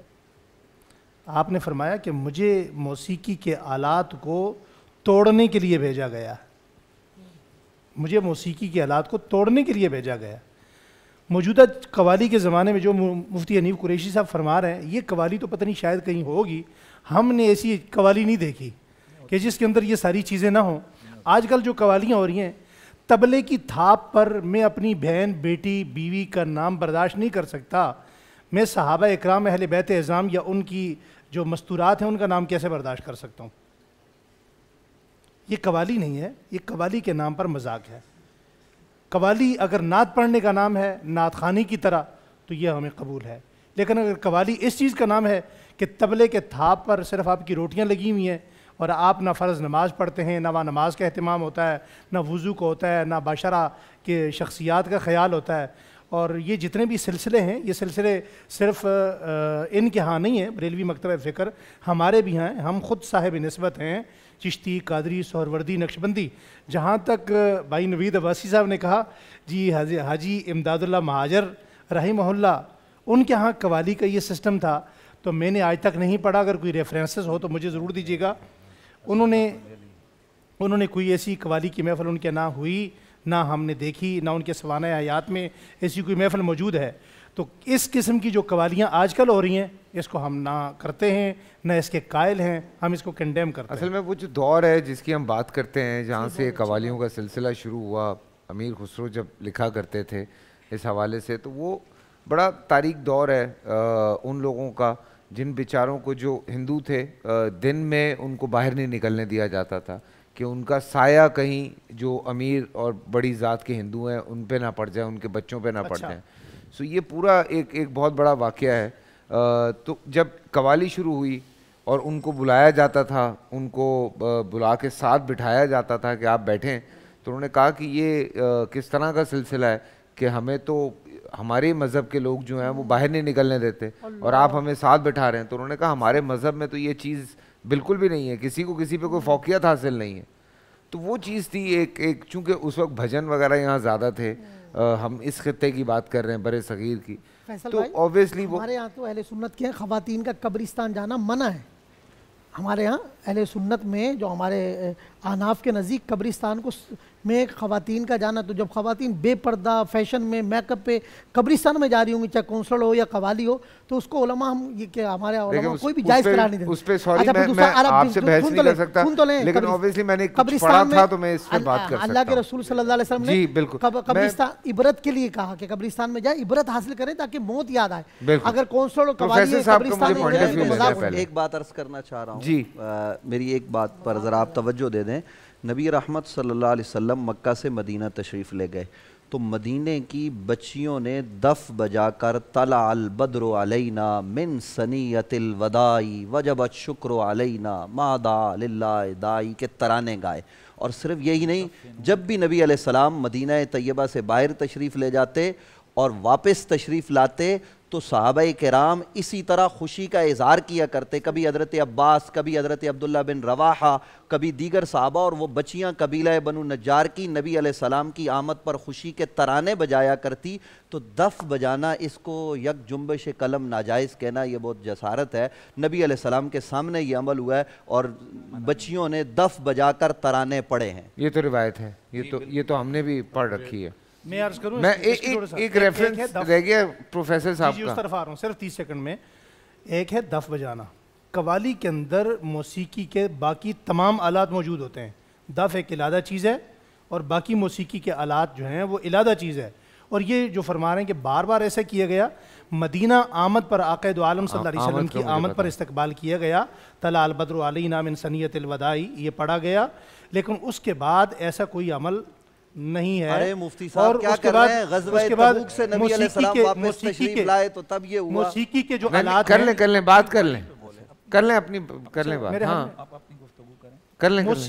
اس کے بعد اگر کہیں ہوا بھی ہوگا جو میرے علم میں نہیں ہے وہ الگ بات ہے، لیکن یہ بات واضح ہے کہ موسیقی کے آلات کو حضور نے توڑنے کا حکم دیا ہے. اس پر بھی بحث ہو سکتا ہے. اب میں آ جاؤں، میں عرض کر رہا ہوں، چاہتے ہیں ایسا ماحول نظر نہ آئے کہ علماء آپس میں لڑ پڑے. نہیں میں تو بالکل یہ اسی لیے میں نے، میرے بھائی ہیں، میرے ہم مکتب، میرے دوست بھی ہیں، میں نے اس لیے ان کو روک دیا کہ آپ رک جائیں، ان کی بات پوری ہو. اب آپ حضرت ارشاد فرمائیں. نہیں میں تو یہ عرض کر رہا ہوں کہ حضرت مفتی صاحب فرما رہے ہیں نا، نبی رحمت صلی اللہ علیہ وآلہ وسلم واپس تشریف لائے تو سیدنا حضرت عباس نے کہا یا رسول اللہ میں کچھ کہنے کی اجازت چاہتا ہوں. پھر انہوں نے اشعار پڑھے اور کہا کہ من قبل آتبت فی الظلال وفی مستوعد حیث یحصف الورق ثم عبدت البلاد لا بشر انت ولا مدغت علق.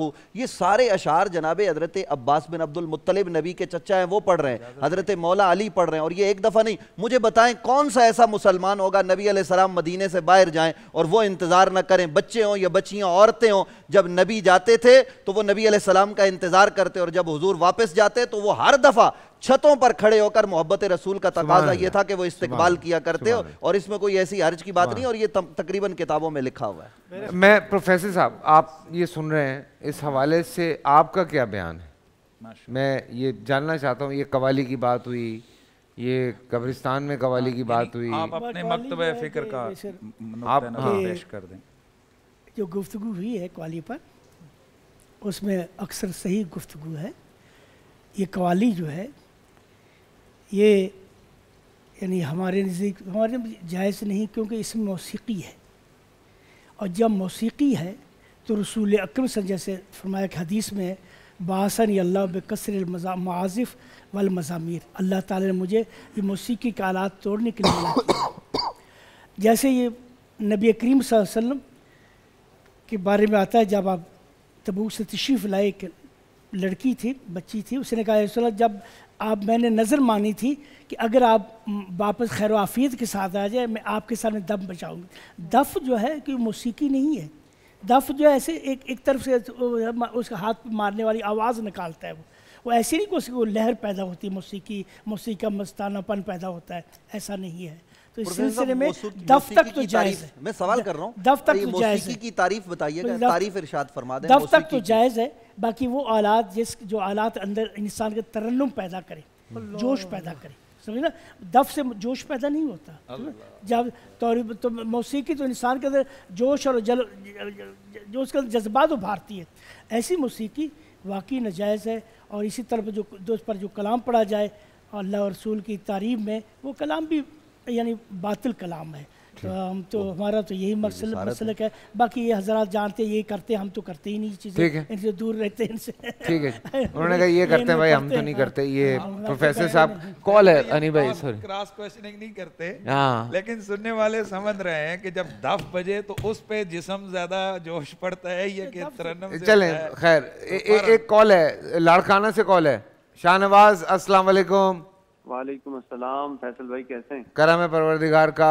میرا ایک سوال یہ ہے کہ ہم نے واقعہ سن رکھا ہے کہ حضور غوث پاک کی محفل میں ایک مرتبہ خواجہ غریب نواز تشریف لاتے ہیں، تو وہ قوالی سے متعلق آپ نے فرمایا کہ مجھے قوالی سننی ہے، تو آپ نے حضور غوث پاک نے جواباً ارشاد فرمایا کہ ہمارے ہاں تو بھی جن کے پاس وہ لوگ تھے جو قوالی کرتے تھے وہ جا چکے، ان کے سازینے ٹوٹ گئے ہیں، تو ایک واقعہ ہم نے سن رکھا ہے، تو کیا اس واقعے میں کوئی حقیقت ہے؟ اور دوسری ایک اور بات چھوٹی سی ہے کہ خواجہ جی کے نام پر اکثر آج کل لوگ جو ہے نا وہ رجب کے اس مہینے میں، خواجہ جی کے مہینے میں دیگ گھماتے ہیں، کہتے ہیں جس کی نیاز منت پوری ہوگی دیگ گھومے گی، اس کے اوپر کھڑے ہو جاتے ہیں تو دیگ گھومتی ہے۔ تو جی فیصل یہ رسومات ہے، یہ اس کا مجھے بریک کے بعد جواب چاہیے، کہیں مت جائیے، بریک سے واپس آتے ہیں۔ رمضان میں بول، رمضان میں بول، رمضان میں بول، رمضان میں بول۔ شہید صاحب آپ سوری کھانا کھا رہے ہیں، میں آپ ہی کی طرف مڑ گیا۔ یہ ایک تو دیکھ گھمانے والی بات تھی، پہلے ان کے جواب دے دیں پھر اس کے بعد ہم آگے بڑھتے ہیں، یا پیچھے جو آپ کا ایک ریفرنس ہے مجھے پتا ہے وہ بہت ضروری ہے شہیدی صاحب کا اس پہ موقف آنا، یہ دیکھ گھمانے والی بات کیا ہے؟ پھر وہی بات آتی ہے کہ شریعت سے اس کا کوئی تعلق نہیں، کوئی تعلق نہیں، یہ لوگوں کی بنائی ہوئی وہ رسمیں ہیں جن کی بنیاد کوئی نہ کوئی جہالت پر مبنی سوچ ہی ہے۔ بالکل، اگر آپ دین پر عمل کرنا چاہیں تو قبرستان میں اس طرح کی کسی حرکت کی کوئی نہ اجازت ہے نہ کوئی جواز ہے۔ بالکل، قبرستان میں جائیں آپ کس لیے؟ فاتحہ پڑھنے کے لیے، قرآن کریم پڑھنے کے لیے، عبرت حاصل کرنے کے لیے، قبروں کو دیکھ کر خود اپنے آپ کو موت کے لیے تیار کرنے کے لیے، یہ سوچ کر کہ آج اگر یہ لوگ قبروں کے اندر ہیں تو کل قبروں کے باہر ہماری طرح سے تھے اور کل ہم بھی انہی کی طرح قبروں کے اندر ہوں گے، یعنی عبرت حاصل کرنے کی جگہ ہے قبرستان۔ اس لیے کہا گیا ہے بار بار کہ تم لوگ جاؤ قبرستان تاکہ اپنی اس زندگی کی بے ثباتی کو پہچان سکو۔ ٹھیک ہے، باقی اس طرح کی جو حرکتیں ہیں یا رسم کہیں آپ، جو بھی آپ اس کو نام دیں، کہیں نہ کہیں سے ہم متاثر ہو رہے ہوتے ہیں۔ ایک چیز جس کی بڑی اس حوالے سے اسی آپ کے سوال کے حوالے سے بڑی اہمیت ہے وہ یہ ہے کہ اس وقت یورپ کے اندر ایک سوچ ابھری ہے کہ بھئی موت کی خوشی منانی چاہیے، غم نہیں، اور ایک بڑا طبقہ اس حوالے سے لوگوں کی موت پر بینڈ باجے بجاتا ہے، ڈھول بجاتا ہے، مبارکبادیں دیتا ہے، اس کو ایک نئی پیدائش سمجھتا ہے۔ اب یہ ایک فکر ابھر رہی ہے اور اس کو پھر ہمارے یہ جو برصغیر کے غلامانہ ذہن کے حامل بعض لوگ ہیں اس کو یہاں پر کاپی کرنے کی کوشش کرتے ہیں، بظاہر چونکہ مسلمانوں کے گھروں میں پیدا ہوئے ہوتے ہیں اس لیے سمجھتے ہیں یہ بھی دین کی کوئی شکل ہے، جبکہ ایسا نہیں ہے۔ بالکل، جہاں تک پہلا آپ اچھا سوری میں آپ کی بات کاٹ رہا ہوں، لیکن ہمارے پاکستان میں ایک سرٹن علاقہ ہے جہاں پہ اگر 100 سے اوپر کسی کی عمر ہو جاتی ہے تو 3 دن تک ان کے گھر میں جو ہے وہ جنازہ رکھا رہتا ہے، اور اس میں جو ہے وہ باقاعدہ گھر میں لوگ ناچتے ہیں، میوزک بجتا ہے، اور وہ بڑا وہاں پہ اس کو سیلیبریٹ کرتے ہیں۔ پھر وہی بات ہے اس کا اسلام سے تو کوئی تعلق نہیں۔ قرآن اور رسول اللہ صلی اللہ علیہ وآلہ وسلم سے اس طرح کی کسی چیز کا کوئی تعلق نہیں ہے۔ میرا سوال وہیں آ جاتا ہے، یہ ان لوگوں سے، یہ آپ لوگوں سے نہیں ہے، یہ آپ لوگوں سے سوال ہے۔ نماز نہیں پڑھنی، دعائیں نہیں مانگنی، کوئی کام نہیں کرنا، منتیں مانگ لینی ہیں آپ نے، اور اس میں دیگیں بھی گھمانی ہیں آپ نے اس میں، اور پتہ نہیں عجیب عجیب منتیں ہوتی ہیں جو لوگوں نے مانی ہوتی ہیں۔ ٹھیک ہے، آپ کا ایک سرٹن عقیدہ ہے، آپ اس کو لے کے چلتے ہیں، لیکن مانگنے والے تو پتھر سے بھی مانگتے ہیں، انہیں بھی مل جاتا ہے بھائی، ایسی بات تو نہیں ہے۔ پر اب جیسے بہت سارے لوگوں کو میں نے دیکھا ہے وہ اس وجہ سے ہاتھوں میں پتھر یا گلے میں تعویذ یا کوئی ایسی چیز پہنتے ہیں کہ اس کی وجہ سے جو یونیورس اثرات کرے گی ان کے اوپر، جو یونیورس اثرات کرے گی، سورج کی شعائیں یہ اثر کریں گی، فلانی چیز یہ اثر کرے گی، تو اس سے آپ کے اندر بہتری آ جائے گی اور اس سے آپ کو کامیابی ملے گی۔ Is it true? دیکھیں اس میں ایک چیز کا خیال رکھنا چاہیے سب سے پہلے، مفتی صاحب نے ابھی وقفے میں ایک بات کہی کہ میں تھوڑا سا فلسفیانہ جواب دیتا ہوں، میں سمجھتا ہوں کہ عاقلانہ جواب ہونا چاہیے جس کی بنیادیں آپ کو قرآن اور سنت میں ملیں۔ ٹھیک ہے، دیکھیے بنیادی طور پر کائنات میں کوئی ایک پتا بھی اللہ کی اجازت کے بغیر نہ ٹوٹتا ہے نہ گرتا ہے، بالکل، اس پر ہمارا ایمان ہونا چاہیے۔ بے شک ہے۔ اب اس کے بعد پانی میں اللہ تبارک و تعالیٰ نے پیاس بجھانے کی تاثیر رکھی ہے، آگ میں جلانے کی تاثیر رکھی ہے، پتھر میں سر توڑنے کی تاثیر رکھی ہے، ہر چیز میں کوئی نہ کوئی تاثیر اللہ نے رکھی ہے، اور وہ تاثیر اس پتھر کی نہیں ہے، اللہ کی دی ہوئی تاثیر ہے۔ بالکل آپ سونا خواتین کے لیے جائز ہے، مردوں کے لیے سونا پہننا حرام ہے، چاہے وہ انگوٹھی کی صورت میں ہو۔ بالکل حرام کیوں ہے؟ ہزار آپ حکمتیں گڑنا شروع کر دیں، اللہ نے کہا حرام ہے، بات ختم ہو گئی۔ سر اس کی تو ایک حکمت ہے سونے کی، بیکاز سونے سے تھوڑا مردوں کے لیے physically it's not very good. نہیں دیکھیں یہ ایک حکمت ہے نا، اس کے علاوہ اللہ نے اس سے بڑی حکمت کیا ہوگی؟ سوال ہر وہ چیز حرام ہے جو آپ کی صحت پہ اثر کرے۔ سوال یہ ہے کہ کیا اللہ کی طرف سے حرام ہونے کی وجہ یہ ہے؟ یہ تو ہم نہیں کہہ سکتے نا۔ بالکل اللہ نے اگر وجہ بیان کی ہو، دیکھیں اللہ نے اگر وجہ بیان کی ہو، رسول اللہ نے اگر وجہ بیان کر دی ہو، سمعا و طاعتاً ہم آنکھ بند کر کے قبول کر لیں گے۔ لیکن اگر ہم وجوہات بیان کرنا شروع کر دیں تو یہ ہماری یا تحقیق ہوگی یا گمان ہوگا، اس کو ہم اللہ سے نسبت نہیں دے سکتے۔ ہو سکتا ہے یہ یہی وجہ ہو سکتا ہے یہ وجہ نہ ہو۔ سر یہ شاہ صاحب جو ابھی بات کر رہے تھے کہ خواتین کو قبرستان میں جانا منع ہے، سو اوبویسلی اس زمانے میں قبرستان بہت دور ہوا کرتے تھے آبادیوں سے اور سنسان ہوا کرتے تھے، تو میرے خیال سے اس وجہ سے منع کیا گیا کہ ان کی عزتیں محفوظ رہیں۔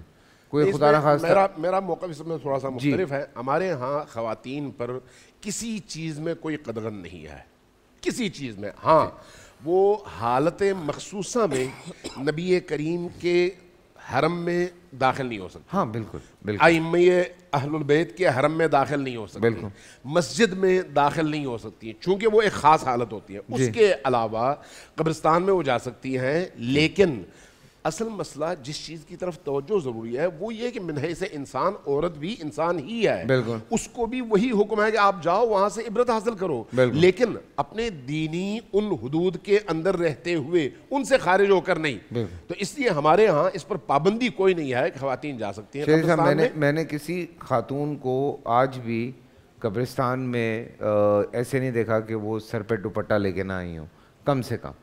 مطلب اوبویسلی میرا بھی جانا ہوتا ہے قبرستان میں۔ اس میں فیصل بھائی بنیادی طور پر دیکھا جائے تو اصل دو احادیث ہیں۔ ایک حدیث ہے اللہ کے نبی صلی اللہ علیہ وسلم نے فرمایا کہ اللہ تعالیٰ کی لعنت ہے قبر کی زیارت کرنے والیوں پر، ایک حدیث۔ ٹھیک ہے۔ دوسری حدیث ہے کنت نہیتکم عن زیارات القبور الا فزوروہا، کہ میں نے تمہیں قبروں کی زیارت سے ابتدائے اسلام کی بات ہے کہ میں نے منع کیا تھا، الا فزوروہا، آگاہ رہو اب تم قبروں کی زیارت کرو۔ کیوں؟ کہ فتزہد فی الدنیا وتذکر الآخرہ، کہ یہ جو عمل ہے دنیا کے اندر تمہیں زہد اور تقوی عطا کرتا ہے اور آخرت کی یاد دلاتا ہے۔ ٹھیک ہے۔ بہت سارے محدثین کرام ان کے ہاں یہ نقطہ نظر ہے جو تو یہ کہتے ہیں جی کہ یہ مطلقاً عورتوں کے لیے ممانعت ہے، وہ اس حدیث سے استدلال کرتے ہیں جو میں نے پہلے پڑھی ہے، لیکن اس میں ایک بہت بڑی تعداد ہے اہل سنت کے محدثین کی، علماء کی، فقہاء کی، جو یہ کہتے ہیں کہ نہیں، یہ وہی ممانعت ہے جس ممانعت کو اللہ کے رسول نے خود بیان فرمایا۔ جب اللہ کے نبی نے اجازت دی تو مرد اور عورت دونوں کو دی، اور جب منع کیا تو دونوں کو منع کیا۔ لہٰذا ہمارے یہاں کنڈیشن ہے، کنڈیشن یہ ہے کہ اگر تو قبرستان میں عورت کی جانے سے اس کی بد پردگی، بے پردگی، بے نگاہی ہوتی ہے تو عورت کا جانا جائز اور درست نہیں۔ بالخصوص یہ جو مزارات اولیاء کے اوپر آراس کے دنوں میں جہاں دھکم پہل ہے اور بندہ بندے سے ملا ہوا ہے، وہاں عورتیں گھس رہی ہیں اور معاذ اللہ ثم معاذ اللہ پامالی ہو رہی ہے، یہ بالکل غلط ہے، اس کی اسلام میں کوئی گنجائش نہیں ہے۔ لیکن اگر قبرستان ایسے ہے جیسے ہمارے بہت سارے دیہاتی علاقوں میں ہے کہ وہاں عورتیں کام کاج کرتی ہیں، وہاں گھاس پھوس کرتی ہیں، کھیتوں میں کام کرتی ہیں، اور اسی طرح ساتھ قبرستان ہے، ساتھ ادھر جا کر اگر وہ اللہ کی جس فاتحہ پڑھ لیتی ہیں کرتی ہیں تو اس سے اس میں ایک بہت بڑا سوال اٹھتا ہے میرا۔ ایک ایسی عورت ہے جس کا شوہر مر گیا اور اس کا کوئی بھی نہیں ہے، بچے چھوٹے ہیں، تو وہ کیسے کیا وہ نہیں جائے گی قبر پہ؟ دیکھیں یہاں یہ بہت اچھا کویسچن آپ نے کیا ہے، اس پر میرے خیال میں ان کا موقف بھی آنا چاہیے مکتبہ اہل تشیع کی طرف سے۔ شاہ صاحب کا تو یہ کہنا ہے کہ ادھر تو بالکل منع نہیں ہے، ادھر تو اوپن ہے, جا سکتے ہیں. یہ میں عدت کا یہ مسئلہ آ رہا ہے. نہیں عدت کے بعد کی بات کر رہا ہوں سر, اور میں ہمارے ہاں یاد رکھیں, میں یہ چاہ رہا ہوں کہ اس پہ موقف آنا چاہیے, کیونکہ یہ بہت سارے لوگ اس حوالے سے کنفیوز رہتے ہیں کہ جب عورت کا شوہر فوت ہو جائے تو عدت میں آ جاتی ہے, اب وہ کیا کام کر سکتی ہے اور کیا کام نہیں کر سکتی. نہیں میں تو عدت کے بعد کی بات کر رہا ہوں, ابھی تو میں عدت پہ ہوئی نہیں. تو جو بات کر رہا ہوں کہ اگر فوت ہو گیا, اس نے عدت پوری کر لی, تو کیا اس کے بعد بھی نہیں جا سکتی؟ بالکل جا سکتی ہے, وہ تو مطلقاً ہے نا. جب آپ مطلقاً قبرستان میں جانے کی ہم بات کر رہے ہیں شرائط کے ساتھ, تو شوہر کا تو معاملہ ہی الگ ہے نا جی. یعنی اگر مطلقاً جا سکتی ہے لیکن شرائط کے ساتھ, جو میں نے پہلے عرض کیا ہے کہ وہاں بے حرمتی نہ ہو, بد نگاہی نہ ہو, اور بالکل پاکی ناپاکی کا خیال رکھا جائے. شب برات پہ ہمارے یہاں میں نے دیکھا ہے ہمارے پنڈی کے قبرستانوں میں, اور اللہ معاف کرے کہ وہاں اتنا رش ہوتا ہے, اور ہاتھوں میں جناب وہ اگربتیاں اٹھائے ہوئے یوں لگ رہا ہوتا ہے جیسے آج قبرستان کے اندر کوئی آگ لگ گئی ہے. اور یار خدا کا واسطہ یہ اس چیز سے نکلیں. یہ کیا آپ لوگوں نے سوچا ہوا ہے؟ بس کچھ بھی نہیں کر رہے ہیں, مٹھی بھر کے اگربتیاں لیں, ان کو جلایا اور جا کر قبر پہ ٹھونسا, اور چلو بھائی لڑکیاں جا رہی ہیں, لڑکے جا رہے ہیں, بدنگاہی ہو رہی ہے. اور خدا کے بندو, زیارت قبور کا یہ مطلب ہرگز نہیں ہے کہ وہاں جناب میلہ لگا لو قبروں کے اوپر اور یہ سلسلہ. اور بالخصوص قبرستان کے اندر قبروں کے اوپر آگ جلانے سے اللہ کے رسول نے منع کیا, آرام ہے قبروں کے اوپر یہ آگ جلانا, بالکل منع ہے. قبر کے اوپر اگربتی جلانا بالکل منع ہے. اور اگر ضرورت اور خوشبو کے لیے وہاں اگر کوئی بدبو وغیرہ آ رہی ہے, صرف آنے والے زائرین کی استراحت کے لیے اگر آپ ہلکی پھلکی ایک آدھ اگربتی لگاتے ہیں تو اس کی ہم اجازت سے انکار نہیں کرتے. لیکن بنیادی طور پر یہ ہندوؤں سے انسپائریشن ہے, یہ ہندوؤں سے یہ لوگ انسپائر ہیں کہ وہ جو اپنے وہ کرتے ہیں بتوں پہ وہ جو ایسے ایسے کر کے, تو یہ اس کو ادھر لے کر آ گئے ہیں. اسلام میں اس کی کوئی چیز نہیں ہے. پروفیسر صاحب آپ اپنا موقف دے دینا. میرا موقف ماشاءاللہ شیخ صاحب نے بڑا اچھا بیان کیا, جو حدیثیں بیان کی ہیں آپ نے, اس میں واقعی علماء کے دو موقف ہیں. تو ایک تو یہ ہے جیسے شاہ صاحب نے فرمایا کہ عورتوں کے لیے بالکل بندی, جب نبی کریم صلی اللہ علیہ وسلم شروع میں مردوں کو منع فرمایا, سب کو منع کیا, عورتوں مردوں دونوں کو منع فرما دیا. پھر آپ نے مردوں کو اجازت دی, کہا کہ تم قبر کے, اس علماء کہتے ہیں کہ عورتیں جو ان پر اسی طرح نفی ہے, لعن اللہ زوارات القبور, سمجھے نا. تو عورتیں جو ہے ممنوع رہیں گی, باقی مردوں کے لیے اجازت ہے. تو مطلب اگر اس عورت کے گھر پہ کوئی مرد نہیں ہے تو اس کے شوہر کی قبر کا کوئی خیال کرنے والا نہیں ہے تو کوئی نہیں جا سکتا. نہیں زوارات کثرت سے زیارت کرنے والی اس پر لعنت. اگر غائب چلی گئی وہ حرج نہیں. اچھا غائب چلی کوئی حرج, ٹھیک ہے, کلیئر ہو گئی بات. ورنہ یہ ہو رہا تھا کہ بالکل. جی سر بالکل. بسم اللہ الرحمن الرحیم. اصل بات تو یہ ہونی چاہیے کہ ہماری موت کی تیاری کتنی ہے. جتنے لوگ قبرستان جاتے ہیں کیا انہیں قبرستان جانے کی دعا بھی آتی ہے؟ یہ جو ہم دعا پڑھتے ہیں نا, السلام علیکم یا اہل القبور, یہ بچوں کو سکھلائی گئی تھی صحابہ اکرام کے زمانے میں. اور جو دعا ہے قبرستان جانے کی وہ کسی بندے کو نہیں آتی, حالانکہ اس کی اتنی بڑی فضیلت ہے کہ جو بندہ قبرستان جائے یا قبرستان کے پاس سے یا قبرستان کے بیچ سے گزرے, وہ اس دعا کو پڑھے تو اللہ جل شانہ جتنے روز اول سے آخر تک جتنے مرحومین ہیں ہر ایک کی طرف سے اس کو ایک نیکی عطا فرماتے ہیں, اور جتنے مرحومین ہیں اس کی طرف سے اللہ تعالیٰ سب کو ایک ایک نیکی عطا فرماتے ہیں. سبحان اللہ. السلام علیکم اہل الدیار من المؤمنین والمسلمین وإنا ان شاء اللہ بکم للاحقون ویرحم اللہ المستقدمین والمستاخرین اسأل اللہ بکم لنا ولکم العافیہ. اتنی سی دعا ہے, کتنے لوگوں کو آتی ہے. اگلی بات قبرستان جانے کی, قبرستان جانا چاہیے عبرت کے لیے, ان قبروں کی حفاظت کے لیے. اور قبرستان میں سب سے بڑی بات یہ ہے کہ ابھی ہمارے ہاں بریک میں بات ہو رہی تھی, مفتی صاحب نے بڑا اچھا اشارہ کیا کہ ہمارے ہاں رفاعی ادارے بھی بڑے بڑے کام کرتے ہیں, مگر ہم نے کبھی کسی غریب کو اپنے قبرستان میں جگہ دینے کی بھی سوچا ہے؟ اس کی طرف ہمیں آنا چاہیے. رہی بات عورتوں کی, ہمارے ہاں تو کبھی کبھی عورت چلی جائے, ماں ہے, بیٹا ہے, بیٹے کا صدمہ ماں کب برداشت کر سکتی ہے, لیکن کثرت کے ساتھ اجتماعی شکل میں اسے وقت دے کر رنگ ڈھنگ کے ساتھ جانا یہ بالکل ممنوع ہے. ٹھیک ہے. اور اسی ممانعت میں قبرستان میں جانے کی جو ممانعت ہے عورتوں کے لیے, ان امور میں ایک چیز میں بھول گیا کہ جس وجہ سے منع کیا گیا وہ کہ اس کا وہاں جا کر جزا فضا کرنا اور وہاں پر بال نوچنا, سینہ کو بھی کرنا, کپڑے پھاڑنا, اس وجہ سے منع کیا گیا کہ یہ وہاں جا کر اس طرح کی حرکت کرے گی جو کہ خلاف اسلام ہے. بالکل. تو یہ چیزیں, ویسے آنسو اگر آتے ہیں وہ ایک رحمت کی بات ہے, لیکن یہ جزا فضا کرنا یہ جائز نہیں. سوچو. جی سر. فیصل بھائی گزارش یہ ہے کہ جائز و ناجائز کی بات ہو رہی ہے. قبرستان میں جو عورتیں جاتی ہیں ان کے جانے کے حوالے سے تفصیلی بات ہو گئی, لیکن مجھے بڑی اہم بات کرنی ہے اور میں چاہوں گا کہ سب توجہ کریں اور ہمارے خاص طور پر کراچی کے کمشنر توجہ کریں کہ اس وقت جو کراچی کے قبرستان ہیں, قبرستانوں کی حالت یہ ہے کہ آپ ڈیفنس میں رہتے ہیں, میرا بھی یہی علاقہ ہے, یہاں آپ گزری کے قبرستان میں چلے جائیں, دیکھیں ایک ایک قبر میں کئی مردوں کو دفن کیا جاتا ہے. دوسرے تیسرے دن جس کا کوئی نہ آئے یا 2-3 مہینے تو اس کو نکال دیا جاتا ہے.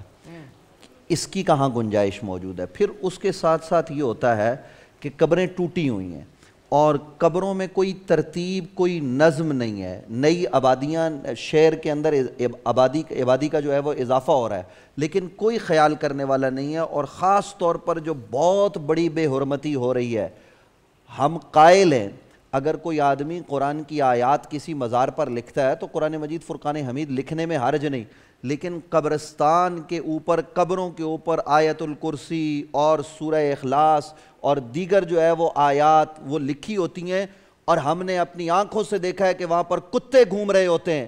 یہ کیا ہے؟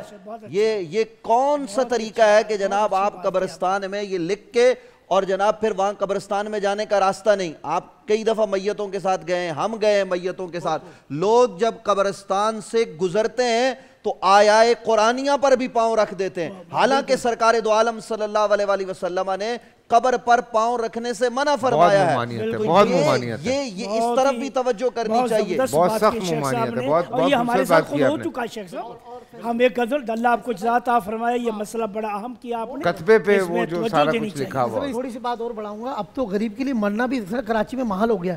قبر 14,000 کراچی میں اندر, یعنی کہ ہمارے یہاں چلو یہ تو ڈیفینس کی بھی چلو مالدار لوگوں کا علاقہ ہے سر. نیو کراچی میں سرجانی میں غریب آدمی کو تو مرنا بھی عذاب ہو گیا ہے کہ اس کے ہزاروں روپے اس کو قبر کے دینے پڑتے ہیں. تو خدا را میں کہوں آپ کے توسل سے ہمارا پینل بیٹھا ہے, تھوڑی سی حیا ہو, تھوڑی شرم ہو, مرنے کے بعد تو آدمی کو تھوڑا آسانی پیدا کر دیں. یہاں حکومت سندھ سے اور کراچی کی انتظامیہ سے اور پورے ملک کی کہ ہر شہر میں قبرستان کے لیے جگہ مختص کی جائے, شہروں کے اندر جو قبرستان ہیں ان کو بند کر دیا جائے. اور المیہ یہ ہے, بند ہے, پابندی ہے. ڈیفنس کے قبرستان آپ بھی جانتے ہیں, میں بھی جانتا ہوں, لیکن مرنے والے کے لیے جب رشوت دے دی جائے تو وہاں قبر بنانے کی اجازت مل جاتی ہے. زندگی میں رشوت تو ہے ہی ہے, مرنے کے بعد بھی دی جاتی ہے. آپ کا چکر لگا وادی حسین میں؟ چکر لگا آپ کا جو قبرستان ہائی وے پہ, آپ کا چکر لگا وہاں پہ؟ جا کے دیکھ لیں, جا کے دیکھیں, آپ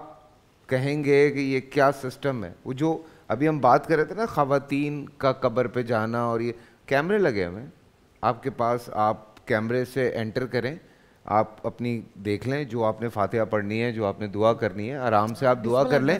گھر کی خواتین کو جانے کی بھی ضرورت نہیں ہے. اگر خدا نہ خواستہ کوئی مسئلہ ہے, کچھ ہے, فل باؤنڈری.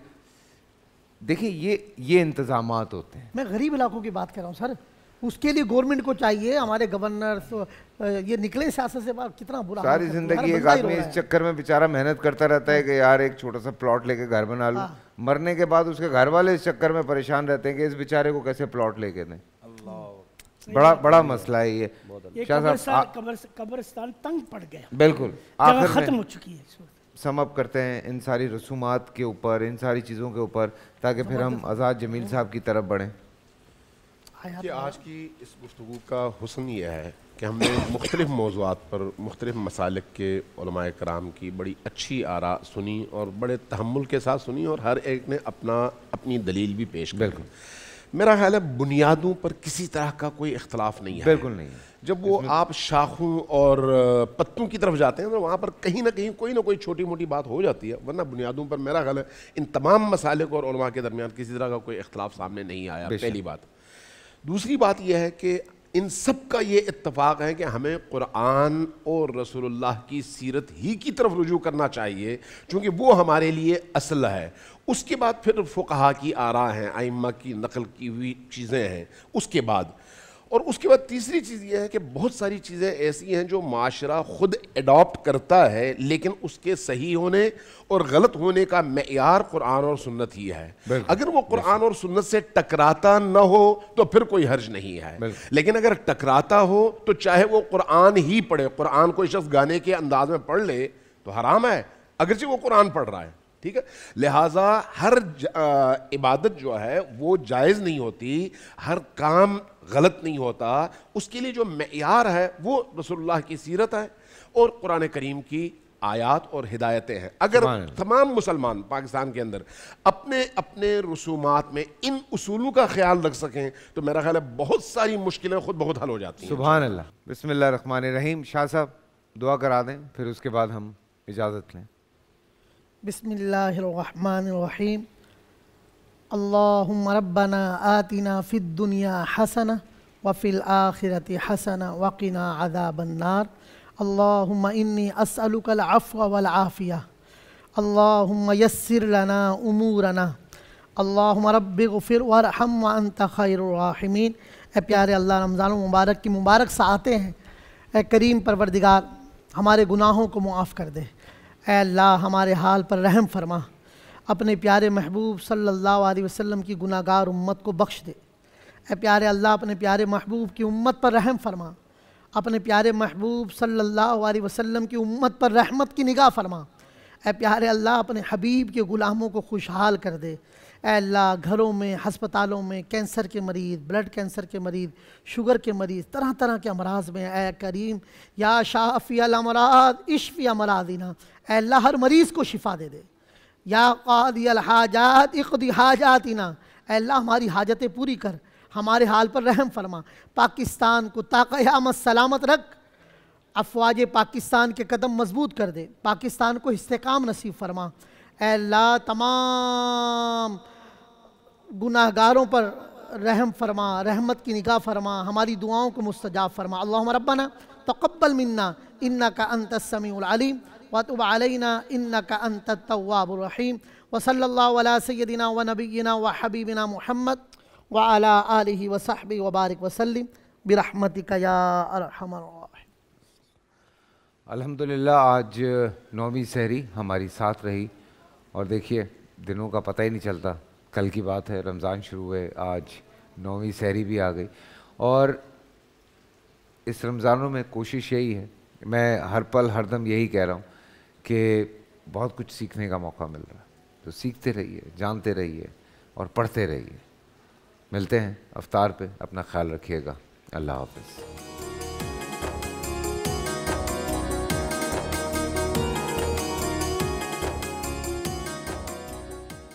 بول انٹرٹینمنٹ کے شوز دیکھنے کے لیے ہمارے چینل کو سبسکرائب کریں اور بیل آئیکن پر کلک کرنا نہ بھولیں۔